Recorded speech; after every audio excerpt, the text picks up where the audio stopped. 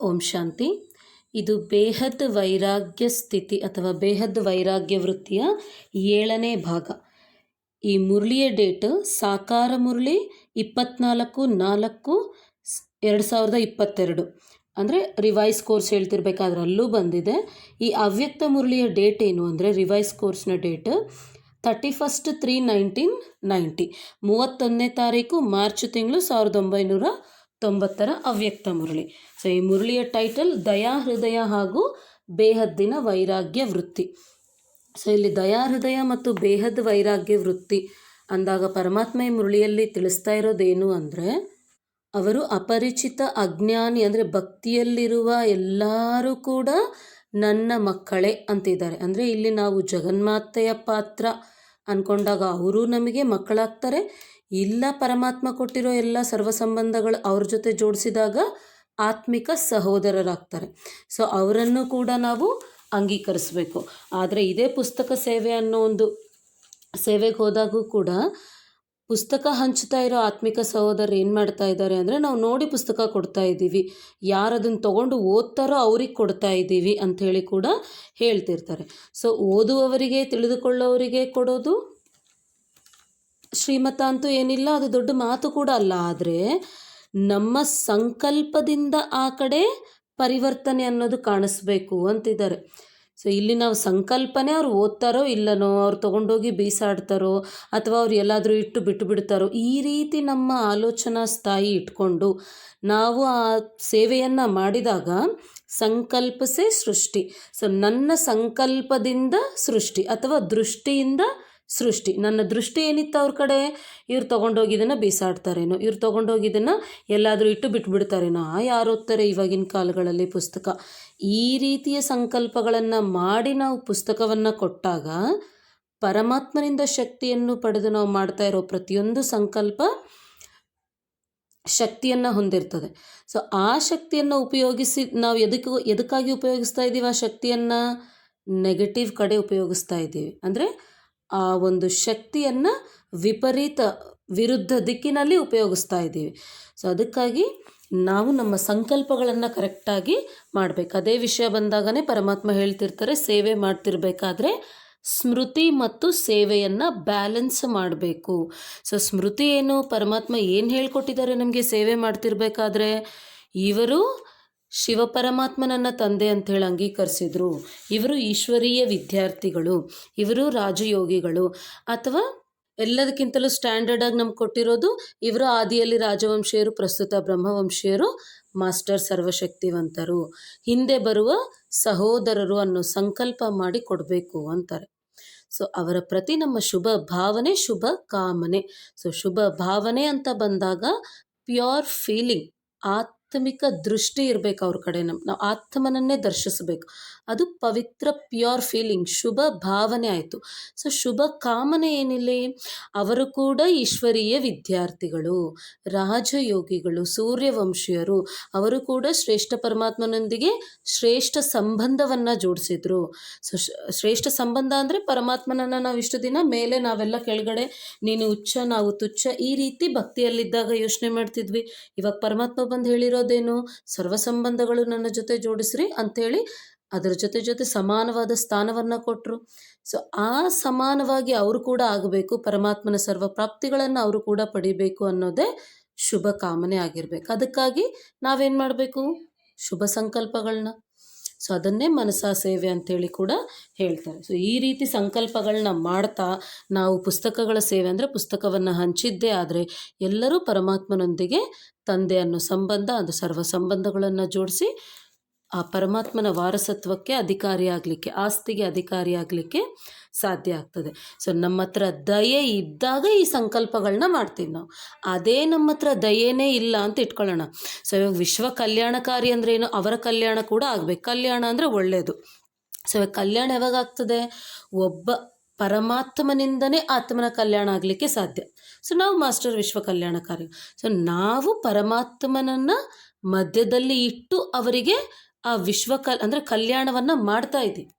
So ಅವರಿಗೂ ಪರಮಾತ್ಮನ ಸರ್ವ ಆಸ್ತಿಗಳು ಸಿಗಬೇಕು ಅನ್ನೋ ದಯಾ ಹೃದಯ, ದಯೆ ನಮ್ಮ ಹತ್ರ ಇದ್ದಾಗ ಪ್ಲಸ್ ಬೇಹದ್ದಿನ ವೈರಾಗ್ಯ ವೃತ್ತಿ ಅದು ಕೂಡ ಇರಬೇಕು. ಸೊ ಇವೆರಡು ಇರಬೇಕು ಅಂಥೇಳಿನೇ ಅದಕ್ಕಾಗಿ ನಮ್ಮ ದೃಷ್ಟಿ, ನಮ್ಮ ಸಂಕಲ್ಪಗಳಂದರೆ ನಮ್ಮ ಆಲೋಚನೆ ಯಾವ ರೀತಿ ಇರಬೇಕು ಅಂಥೇಳಿ ತಿಳಿಸ್ತಾ ಇದ್ದಾರೆ. ಸೊ ಇಷ್ಟಕ್ಕೂ ಮುಂಚೆ ಬೇಹದ್ದಿನ ವೈರಾಗ್ಯ ಅಂದರೆ ಏನು, ಸೊ ಹದ್ದಿನಲ್ಲಿ ಬರದೆ ಯಾವ ರೀತಿ ನಾವು ಸೇವೆಯನ್ನು ಮಾಡಬೇಕು ಅದನ್ನೆಲ್ಲ ತಿಳಿಸ್ತಾ ಹೋಗಿದ್ರು. ಸೊ ಅದು 6 ಭಾಗಗಳು ಮುಗಿದಿದೆ. ಇದು 7ನೇ ಭಾಗ. ಸೊ ಯಾವುದೇ ಮುರಳಿಯನ್ನು ಸ್ಟಾರ್ಟ್ ಮಾಡಬೇಕಾದಾಗ ನಾವು ಆತ್ಮಿಕ ಸ್ಥಿತಿಯಲ್ಲಿ ಇದ್ದುಕೊಂಡು ಮಾಡಬೇಕು. ಅದು ಕೂಡ ಪರಮಾತ್ಮನೊಂದಿಗೆ ಸರ್ವ ಸಂಬಂಧಗಳು, ನಾನು ವಿದ್ಯಾರ್ಥಿ, ಪರಮಾತ್ಮ ನನಗೆ ಟೀಚರು. ಸೊ ಈ ಸಂಬಂಧವನ್ನು ಜೋಡಿಸಿ ಆ ಸ್ಥಿತಿಯಲ್ಲಿ ಸ್ಥಿತರಾಗಿ ಮುರಳಿಯನ್ನು ಓದಬೇಕು. ಅದಕ್ಕಾಗಿ ಅಂದರೆ ಯಾವುದೇ ಸ್ಥಿತಿಯಲ್ಲಿ ನಾವು ಸ್ಥಿತರಾಗಬೇಕಾದ್ರೆ ಮಾಡಬೇಕಾಗಿರೋದು ಫಸ್ಟೇನು ಸಂಕಲ್ಪ. ಸೊ ಆತ್ಮಿಕ ಸ್ಥಿತಿಗಾಗಿ ನಾನಾತ್ಮ, ನಿರಾಕಾರ ಜ್ಯೋತಿರ್ಬಿಂದು ಸ್ವರೂಪ ಶಿವಪರಮಾತ್ಮ ನನ್ನ ತಂದೆ. ಅದಾದಮೇಲೆ ಶಿವಪರಮಾತ್ಮ ನನಗೆ ಟೀಚರು, ನಾನು ಈಶ್ವರೀಯ ವಿದ್ಯಾರ್ಥಿ. ಶಿವಪರಮಾತ್ಮ ನನಗೆ ಸದ್ಗುರು, ನಾನು ಮಾಸ್ಟರ್ ಸದ್ಗುರು. ಅದಾದಮೇಲೆ ಶಿವಪರಮಾತ್ಮ ನನಗೆ ಜೀವನ ಸಂಗಾತಿ, ನಾನು ಶಿವಪರಮಾತ್ಮನಿಗೆ ಜೀವನ ಸಂಗಾತಿ. ಸರ್ವ ಸಂಬಂಧಗಳನ್ನು ಜೋಡಿಸಿ ದಯಾ ಹೃದಯ ಹಾಗೂ ಬೇಹದ್ದಿನ ವೈರಾಗ್ಯ ವೃತ್ತಿ. ಇಂದು ಲವ್ಫುಲ್ ಮತ್ತು ಮರ್ಸಿಫುಲ್ ಬಾಬ್ದಾದ ತಮ್ಮ ಸಮಾನ ಮಕ್ಕಳನ್ನು ನೋಡುತ್ತಿದ್ದಾರೆ. ಇಂದು ಬಾಬ್ದಾದ ವಿಶ್ವದ ಸರ್ವ ಅಪರಿಚಿತ ಅಂದರೆ ಇಲ್ಲಿ ಅಜ್ಞಾನಿ ಮಕ್ಕಳು ಅಂಥೇಳಿ ಹೇಳ್ತಿದ್ದಾರೆ, ಮಕ್ಕಳನ್ನು ನೋಡುತ್ತಿದ್ದರು. ಭಲೆ ಅಪರಿಚಿತರಾಗಿದ್ದಾರೆ, ಆದರೆ ಎಲ್ಲರೂ ಮಕ್ಕಳಾಗಿದ್ದಾರೆ. ಸೊ ನಾವು ಜ್ಞಾನಿಗಳು, ಅವರು ಅಜ್ಞಾನಿಗಳು, ನಮಗೆ ಜ್ಞಾನ ತಿಳಿದಿದೆ ಈ ರೀತಿ ಇಲ್ಲ. ಪರಮಾತ್ಮ ಇಲ್ಲಿ ಎಲ್ಲರನ್ನ ಮಕ್ಕಳೇ ಅಂತ ಇದ್ದಾರೆ. ಸೊ ಆ ತಂದೆಯ ಮಕ್ಕಳು ಎಲ್ಲರೂ ಆದಾಗ ನಮಗೆಲ್ಲರೂ ಆತ್ಮಿಕ ಸಹೋದರರೇ. ಅವರು ಬೇರೆ ನಾವು ಬೇರೆ ಅನ್ನೋ ಒಂದು ರೇಖೆಯನ್ನು ನಾವಿಲ್ಲಿ ಗೀಚಿ ಆ ವಿಭಜನೆಗಳನ್ನು ತಂದುಬಿಟ್ಟು ನಮ್ಮ ಜೀವನದ ರಚಯಿತರು ನಾವೇ, ಮಾಸ್ಟರ್ ರಚಯಿತರು. ಸೊ ಅದಕ್ಕಾಗಿ ಮತ್ತೆ ನಿಯಮರೂಪಕರ್ತರಂಥೇಳಿ ಕೂಡ ಹೇಳ್ತಿದ್ದಾರೆ. ಅದನ್ನು ಮುಂಬರುವ ದಿನಗಳಲ್ಲಿ ಅಪ್ಲೋಡ್ ಮಾಡಲಾಗ್ತದೆ. ಆ ಸಬ್ಜೆಕ್ಟು ಕೂಡ ಅರ್ಥ ಆದಾಗ ನಾವು ನಮ್ಮ ಜೀವನವನ್ನು ಇಡೀ ಕಲ್ಪಕ್ಕಾಗಿ ಯಾವ ರೀತಿ ರಚಿಸ್ಕೊಳ್ಬೇಕು ಅರ್ಥ ಆಗ್ತದೆ. ಸೊ ಆ ವಿಭಜನೆ ಇಲ್ಲಿ ನಾವು ಗೀಚಿದಾಗ ಅದನ್ನು ನಾವಲ್ಲಿ ಅನುಭವಿಸ್ಬೇಕಾಗಿ ಬರ್ತದೆ. ದ್ವಾಪರದಿಂದ ಕೋಮು ಗಲಭೆಗಳು ಸ್ಟಾರ್ಟ್ ಆದಾಗ ಅದಕ್ಕಾಗಿ ಎಲ್ಲರೂ ಆ ತಂದೆಯ ಮಕ್ಕಳೇ ಅನ್ನೋ ಅಂಗೀಕಾರ ನಮ್ಮ ಹತ್ರ ಇರಬೇಕು. ಬಾಬ್ದಾದರವರ ಸಂಬಂಧದಿಂದ ಸರ್ವ ಮಕ್ಕಳನ್ನು ನೋಡುತ್ತಾ ಏನು ಅನುಭವ ಮಾಡಿದರೆಂದರೆ, ಮೆಜಾರಿಟಿ ಆತ್ಮರಿಗೆ ಸಮಯ ಪ್ರತಿ ಸಮಯ ಯಾವುದಾದರೊಂದು ಕಾರಣದಿಂದ ತಿಳಿದೋ ಅಥವಾ ತಿಳಿಯದೆಯೋ ವರ್ತಮಾನ ಸಮಯದಲ್ಲಿ ದಯೆ ಹಾಗೂ ಕರುಣೆಯ ಅವಶ್ಯಕತೆ ಇದೆ ಮತ್ತು ಅವಶ್ಯಕತೆಯ ಕಾರಣದಿಂದಲೇ ದಯಾಹೃದಯಿ ತಂದೆಯನ್ನು ನೆನಪು ಮಾಡುತ್ತಾ ಇರುತ್ತಾರೆ. ಅಂದ ಮೇಲೆ 4 ಕಡೆಯ ಅವಶ್ಯಕತೆಯ ಪ್ರಮಾಣ ಈ ಸಮಯದಲ್ಲಿ ದೃಷ್ಟಿಯ ಕೂಗು ಇದೆ. ಏಕೆಂದರೆ ಒಂದನೆಯದಾಗಿ ಭಿನ್ನ ಭಿನ್ನ ಸಮಸ್ಯೆಗಳ ಕಾರಣ ತಮ್ಮ ಮನಸ್ಸು ಮತ್ತು ಬುದ್ಧಿಯ ಸಮತೋಲನೆ ಇಲ್ಲದಿರುವ ಕಾರಣ ದಯಾಹೃದಯಿ ತಂದೆಯನ್ನು ಮತ್ತು ತಮಗೆ ಇಷ್ಟವಾದ ಇಷ್ಟದೇವರನ್ನು ದಯೆಗಾಗಿ ಬಹಳ ದುಃಖದಿಂದ, ಬಹಳ ವ್ಯಾಕುಲರಾಗಿ ಅಂದರೆ ಗೊಂದಲಕ್ಕೆ ಒಳಗಾಗಿ ಕರೆಯುತ್ತಾ ಇರುತ್ತಾರೆ. ಬಲೆ ಅಪರಿಚಿತ ಅಂದರೆ ಅಜ್ಞಾನಿ ಆತ್ಮರು ತಂದೆಯನ್ನು ಅರಿತುಕೊಳ್ಳದ ಕಾರಣ ತಮ್ಮ ಧರ್ಮಪಿತರು ಹಾಗೂ ಗುರುಗಳನ್ನು ಮತ್ತು ಇಷ್ಟದೇವರನ್ನು ದಯಾಹೃದಯಿಗಳೆಂದು ತಿಳಿದು ಕರೆಯುತ್ತಾರೆ. ಆದರೆ ತಾವೆಲ್ಲರೂ ತಿಳಿದುಕೊಂಡಿದ್ದೀರಿ, ಈ ಸಮಯದಲ್ಲಿ ಒಬ್ಬ ತಂದೆ ಪರಮ ಆತ್ಮನ ವಿನಃ ಮತ್ಯಾವುದೇ ಆತ್ಮನ ಮೂಲಕ ದಯೆ ಸಿಗಲು ಸಾಧ್ಯವಿಲ್ಲ. ಇಲ್ಲಿ ನಮಗೆ ಆ ದಯೆ ಇರಬೇಕು. ನಮಗೆ ಇದುವರೆಗಾದ್ರೂ ಈ ಮುರಳಿಯನ್ನು ಕೇಳೋಕ್ಕೆ ಇಷ್ಟಪಡ್ತೀವಿ ಹೊರತು ಮುರಳಿಯನ್ನು ಕೇಳಲಿಕ್ಕೇ ಅಥವಾ ಓದಲಿಕ್ಕೆ ಇನ್ನೂ ತಗೊಳ್ಳೋ ಸ್ಟೇಜಲ್ಲಿ ಇದ್ದೀವಿ. ಆದರೆ ಪರಮಾತ್ಮ ನಮಗೆ ಕೊಡ್ತಿರ್ಬೇಕಾದ್ರೆ ಅಂದರೆ ವಿದ್ಯಾಲಯದ ಲಕ್ಷ್ಯ ಏನು? ಸಂಪೂರ್ಣ ಸಂಪನ್ನ ಸ್ಥಿತಿ, ಆ ನಷ್ಟೋ ಮೋಹ ಅನ್ನೋ ಎಕ್ಸಾಮಲ್ಲಿ ಪಾಸ್ ಆಗೋದು. ಸೊ ಆ ಎಕ್ಸಾಮಲ್ಲಿ ಪಾಸ್ ಆಗಬೇಕಂದ್ರೆ ಈ ವಿದ್ಯಾಲಯದಲ್ಲಿ ಅಂದರೆ ಈ ಕಾಲೇಜಲ್ಲಿ ಪರಮಾತ್ಮ ನಮಗೆ ಕೊಟ್ಟಿರೋ ಸಬ್ಜೆಕ್ಟ್ಸ್ ಏನು? 4. ಸೊ ಜ್ಞಾನ, ಯೋಗ, ಧಾರಣೆ, ಸೇವೆ. ಸೊ ಇದಿಷ್ಟರಲ್ಲಿ ಬರೀ ಜ್ಞಾನ ಅಷ್ಟೇ ಇದ್ದಾಗ ನಮಗೆ ಯೋಗ, ಧಾರಣೆ, ಸೇವೆಯಲ್ಲಿ ಅಂಕಗಳು ಜಮಾ ಆಗೋದಿಲ್ಲ. ಸೊ ಅಟ್ ಎ ಟೈಮ್ ಎಲ್ಲನೂ ಮಾಡ್ತಾ ಹೋಗಬೇಕು. ಜ್ಞಾನ ತಿಳ್ಕೋಬೇಕು, ಯೋಗ ಮಾಡಿ ಪರಮಾತ್ಮನಿಂದ ಶಕ್ತಿಯನ್ನು ಪಡಿಬೇಕು, ಧಾರಣೆ ಪ್ರಾಕ್ಟಿಕಲ್ ಲೈಫಲ್ಲಿ ತರಬೇಕು, ಅದೇ ಸಮಯದಲ್ಲಿ ಆ ಸರ್ವಶಕ್ತಿಗಳನ್ನು, ಸರ್ವಪ್ರಾಪ್ತಿಗಳನ್ನು, ಎಲ್ಲರಿಗೂ ಕೊಡ್ತಾ ಹೋಗಬೇಕು. ಅದು ಹೆಂಗೆ ಕೊಡಬೇಕು? ಮನಸ್ಸ, ವಾಚ, ಕರ್ಮಣ 3 ವಿಧವಾಗಿ.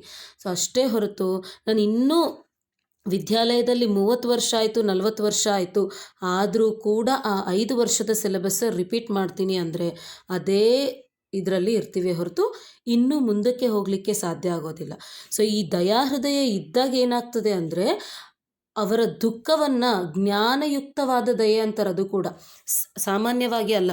ಈಗ ನಾರ್ಮಲಿ ನಮಗೆ ನೋಡಿದಾಗ ದುಃಖವನ್ನು ಅನುಭವಿಸೋರು ಮಾತ್ರ ಕಾಣ್ತಾರೆ, ದುಃಖವನ್ನು ಕೊಡುವವರು ಕೆಟ್ಟದಾಗಿ ಕಾಣ್ತಾರೆ. ಪರಿಸ್ಥಿತಿ ಕೆಟ್ಟದಾಗಿ ಕಾಣಿಸ್ತದೆ. ದೇವರ ಮೇಲೆ ನಿಂದನೆಗಳು ಅಂದರೆ ಪರಮಾತ್ಮನ ಮೇಲೆ ನಿಂದನೆಗಳನ್ನು ಹಾಕ್ತೀವಿ ನಾವು.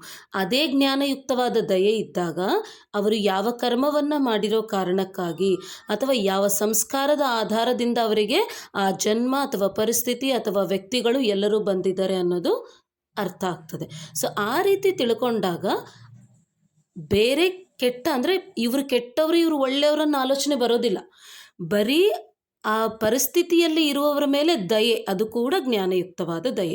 ಅಂದರೆ ಅವರಿಗೆ ನಾವು ಶುಭಕಾಮನೆ ಶುಭ ಭಾವನೆ ಅಥವಾ ಪರಮಾತ್ಮ ಹೇಳ್ತಾ ಇರೋ ಈ ಸರ್ವಗುಣಗಳು ಸರ್ವಶಕ್ತಿಗಳಿಂದ ಯಾವ ರೀತಿ ಸೇವೆಯನ್ನು ಮಾಡಬೇಕು ಅಂಥೇಳಿ ಮಾಡ್ತಾ ಹೋಗ್ತೇವೆ.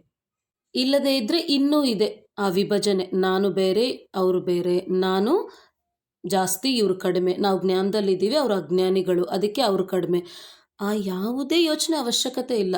ಸೊ ನಮಗೆ ಪರಮಾತ್ಮ ಯಾವ ರೀತಿ ಯೋಚನೆ ಮಾಡಬೇಕು ಅಂತ ತಿಳಿಸಿದಾರೋ ಅದನ್ನೇ. ಸೊ ಅದಕ್ಕಾಗಿ ಬಹಳಷ್ಟು ಮುರಳಿಯಲ್ಲಿ ಕೇಳ್ತಾನೆ ಇರ್ತಾರೆ, ದುಃಖದಲ್ಲಿರುವವರನ್ನು ನೋಡಿ ನಿಮಗೆ ದಯೆ ಬರ್ತಾ ಇಲ್ಲನಾ, ಇನ್ನೂ ಅವರಿಗೆ ಸುಖಶಾಂತಿಗಳನ್ನು ಕೊಡಬೇಕು ಅಂತ ಅನಿಸ್ತಾ ಇಲ್ಲನಾ? ಇದೆಲ್ಲ ಕೇಳಲಿಕ್ಕೆ ಕಾರಣ ಏನು ಅಂದರೆ ನಾವಿನ್ನೂ ಮಾಡ್ತಾ ಇಲ್ಲ ಅನ್ನೋ ವಿಷಯ ಪರಮಾತ್ಮನಿಗೂ ತಿಳಿತಾ ಇದೆ. ಇನ್ನೂ ನಾವು ತಗೊಳ್ಳೋ ಸ್ಥಿತಿಯಲ್ಲೇ ಇದ್ದೀವಿ ಅಂದರೆ ಇನ್ನೂ ಜ್ಞಾನವನ್ನು ತಿಳ್ಕೋಬೇಕು. ಆ ತಪನೆ ಇರೋದು ತಪ್ಪಲ್ಲ, ಆದರೆ ಬರೀ ಮುರಳಿಯನ್ನು ಕೇಳೋ ಇಂಟ್ರೆಸ್ಟು. ಸೊ ಈ ಪುಸ್ತಕಗಳಿದೆ, ಬೇಕಾದಂಗೆ ವೆಬ್ಸೈಟ್ಸ್ ಇದೆ. ಆ ವೆಬ್ಸೈಟ್ಸಲ್ಲಿ ಓದಾಗ ಕೂಡ ಜ್ಞಾನವನ್ನು ಸ್ವಲ್ಪ ಇಂಟ್ರೆಸ್ಟಿಂದ ಓದಿದರೆ ಅರ್ಥ ಆಗಿಬಿಡ್ತದೆ. ಈಗಂತೂ ಇನ್ನೂ ವೀಡಿಯೋಸ್ ಕೂಡ ಹಾಕ್ತಾ ಇದ್ದೀವಿ ಎಲ್ಲರೂ. ಸೊ ಅದೆಲ್ಲವನ್ನು ರೆಫರ್ ಮಾಡಿ ಕರೆಕ್ಟಾಗಿ ಸಬ್ಜೆಕ್ಟ್ ವೈಸ್ ಜ್ಞಾನವನ್ನು ಅರ್ಥ ಮಾಡಿಕೊಂಡ್ರೆ ಇನ್ನು ಕೊಡುವ ಸ್ಟೇಜಿಗೆ ಕೂಡ ಹೋಗಬಹುದು. ಅದಕ್ಕಾಗಿಯೇ ಅವರಿಗಿರೋ ಆ ದುಃಖಗಳಿಂದ ಅವ್ರು ಏನು ಮಾಡ್ತಾ ಇದ್ದಾರೆ ಅಂದರೆ ಯಾರನ್ನೋ ಕರೀತಾ ಇದ್ದಾರೆ. ಒಂದು ಗುರುಗಳ ಹತ್ರ ಹೋಗ್ತಾ ಇದ್ದಾರೆ, ಇಲ್ಲ ಇಷ್ಟ ದೇವಿ ದೇವತೆಯರನ್ನು ಪ್ರಾರ್ಥನೆ ಮಾಡ್ತಾ ಇದ್ದಾರೆ. ಆದರೆ ಅದನ್ನು ಕೊಡುವವರು ಯಾರು, ಒಬ್ಬ ತಂದೆ ಬಿಟ್ಟರೆ ಮತ್ತಾರೂ ಇಲ್ಲ. ಸೊ ಅವ್ರು ಇಷ್ಟ ದೇವಿ ದೇವತೆಯರನ್ನು ಕೇಳ್ತಾ ಇದ್ದಾರೆ ಅಂದಾಗ ಮತ್ತು ಈ ರುದ್ರಜ್ಞಾನ ಯಜ್ಞದಲ್ಲಿ ಸಹಯೋಗಿ ಆಗಿರೋ ನಾವು ಅಂದರೆ ಪರಮಾತ್ಮನಿಗೆ ಸಹಯೋಗಿ ಆಗಿರೋ ನಾವು ಆ ದಯೆಯನ್ನು ಕೊಡ್ತಾ ಇದ್ದೀವ. ಅದನ್ನೇ ಇಲ್ಲಿ ನೆಕ್ಸ್ಟ್ ಕೇಳ್ತಾ ಇದ್ದಾರೆ.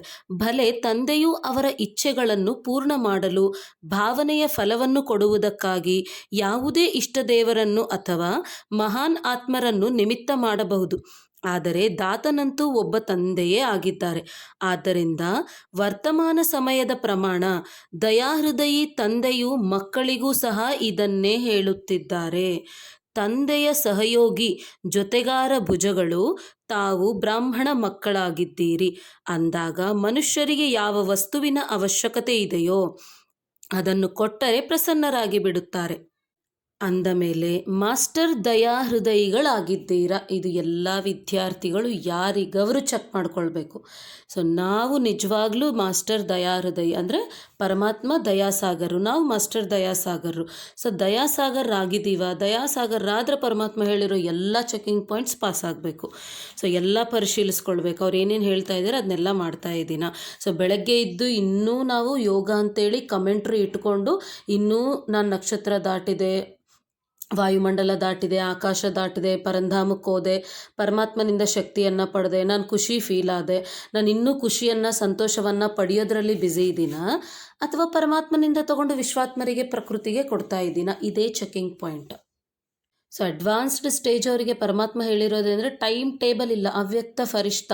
ಸೊ ಸೂಕ್ಷ್ಮವತನದಲ್ಲಿ ಸೂರ್ಯ ಚಂದ್ರರಿಲ್ಲ, ಏನು ಟೈಮಿಂಗೇ ಇಲ್ಲ ಅಲ್ಲಿ. ಎನಿ ಟೈಮ್ ಪ್ರತಿ ಸಮಯ, ಪ್ರತಿ ನಿಮಿಷ, ಪ್ರತಿ ಸೆಕೆಂಡ್ ನಾವು ಸೇವೆಯಲ್ಲಿ ತೊಡಗಿರೋದೆ. ಸೊ ಸೇವೆಯಲ್ಲಿ ತೊಡಗಿರಬೇಕು ಅಂತೇಳಿ ಕರ್ಮಣ ಸೇವೆ ಮಾಡಿ ನಾವು ಸುಸ್ತಾಗಿಬಿಟ್ವಿ, ದೇಹಕ್ಕೂ ರೆಸ್ಟ್ ಬೇಕು ಅಲ್ಲ, ಮನಸ ವಾಚ ಕರ್ಮಣ 3 ವಿಧವಾಗಿ ಮಾಡ್ತಾ ಹೋಗಬೇಕು. ಸೊ ಇದೆಲ್ಲ ಮಾಡಬೇಕು ಅಂದರೆ ಪರಮಾತ್ಮ ಯಾರಿಗವರು ನಮಗೆ ಹೇಳ್ತಾ ಇದ್ದಾರೆ ಅನ್ನೋ ವಿಷಯವನ್ನು ಇಲ್ಲಿ ಕ್ಯಾಚ್ ಮಾಡಬೇಕು. ಅಷ್ಟೇ ಹೊರತು ಪರಮಾತ್ಮ ಅವ್ರಿಗೆ ಹೇಳ್ತಾ ಇದ್ದಾರೆ, ಇವ್ರಿಗೆ ಹೇಳ್ತಾ ಇದ್ದಾರೆ, ನಿಮಿತ್ತರು ಅಂದರೆ ಬೇರೆ, ಆ ರೀತಿ ಅಲ್ಲ. ನಿಮಿತ್ತ ಅಂದರೆ ರುದ್ರಜ್ಞಾನ ಯಜ್ಞಕ್ಕೆ ಪ್ರತಿಯೊಬ್ಬ ಬ್ರಾಹ್ಮಣಾತ್ಮ ನಿಮಿತ್ತರೇ, ಪ್ರತಿಯೊಬ್ಬರೂ ನಿಮಿತ್ತರೆ. ಸೊ ಆ ರೀತಿ ಯೋಚನೆ ಮಾಡಿದಾಗ ನಮಗಿದು ಅರ್ಥ ಆಗ್ತದೆ. ಅದೇ ವಿಷಯವನ್ನು ತ್ಯಾಗ ಮತ್ತು ಭಾಗ್ಯದಲ್ಲಿ ಹೇಳಿದ್ದಾರೆ. ನಾನು ಅವರಿಗಿಷ್ಟು ಇವರಿಗಿಷ್ಟು ಅಂತೇಳಿ ಯಾವುದೇ ರೀತಿ ಡಿವೈಡ್ ಮಾಡಿಲ್ಲ. ಯಾರು ಎಷ್ಟು ತ್ಯಾಗ ಮಾಡ್ತಾರೋ ಅವರಿಗಷ್ಟು ಭಾಗ್ಯವನ್ನು ಕೊಡೋಕ್ಕಾಗ್ತದೆ. ಅಂದರೆ ಆ ರೀತಿ ಲಾ ಆಫ್ ಕರ್ಮನೇ ಆ ರೀತಿ ಬರೆದಾಗಿದೆ. ಸೊ ತ್ಯಾಗ ಮತ್ತು ಭಾಗ್ಯದ ಲಾಸ್ ಕೂಡ ಅದೇ ರೀತಿಯೇ ಇದೆ. ಸೊ ಇವರಿಗೆ ಇಷ್ಟು, ಇವರಿಗೆ ಒಬ್ಬರಿಗೆ ಪದಮಾಪದಮು, ಒಬ್ಬರಿಗೆ ಪದಮಾಪದಮ್ ಅಲ್ಲ ಅಂಥೇಳಿ ಪರಮಾತ್ಮ ಎಲ್ಲೂ ಹೇಳಿಲ್ಲ. ಸೊ ಯಾರಾದರೂ ಮಾಡ್ತಾ ಹೋಗಿ ಅವರಿಗೆಲ್ಲರಿಗೂ ಪದಮಾಪದಮೆ.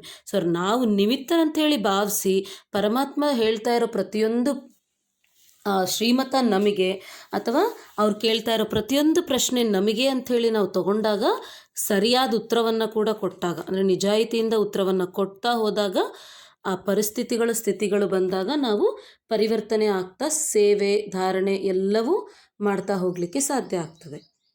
ಸೊ ಆದಮೇಲೆ ತಮ್ಮದೇ ಸಹೋದರ ಸಹೋದರಿಯರಾಗಿದ್ದಾರೆ. ಸ್ವಂತ ಮಕ್ಕಳಿರಲಿ, ಮಲತಾಯಿಯ ಮಕ್ಕಳಿರಲಿ, ಆದರೆ ಒಂದೇ ಪರಿವಾರವಲ್ಲವೇ?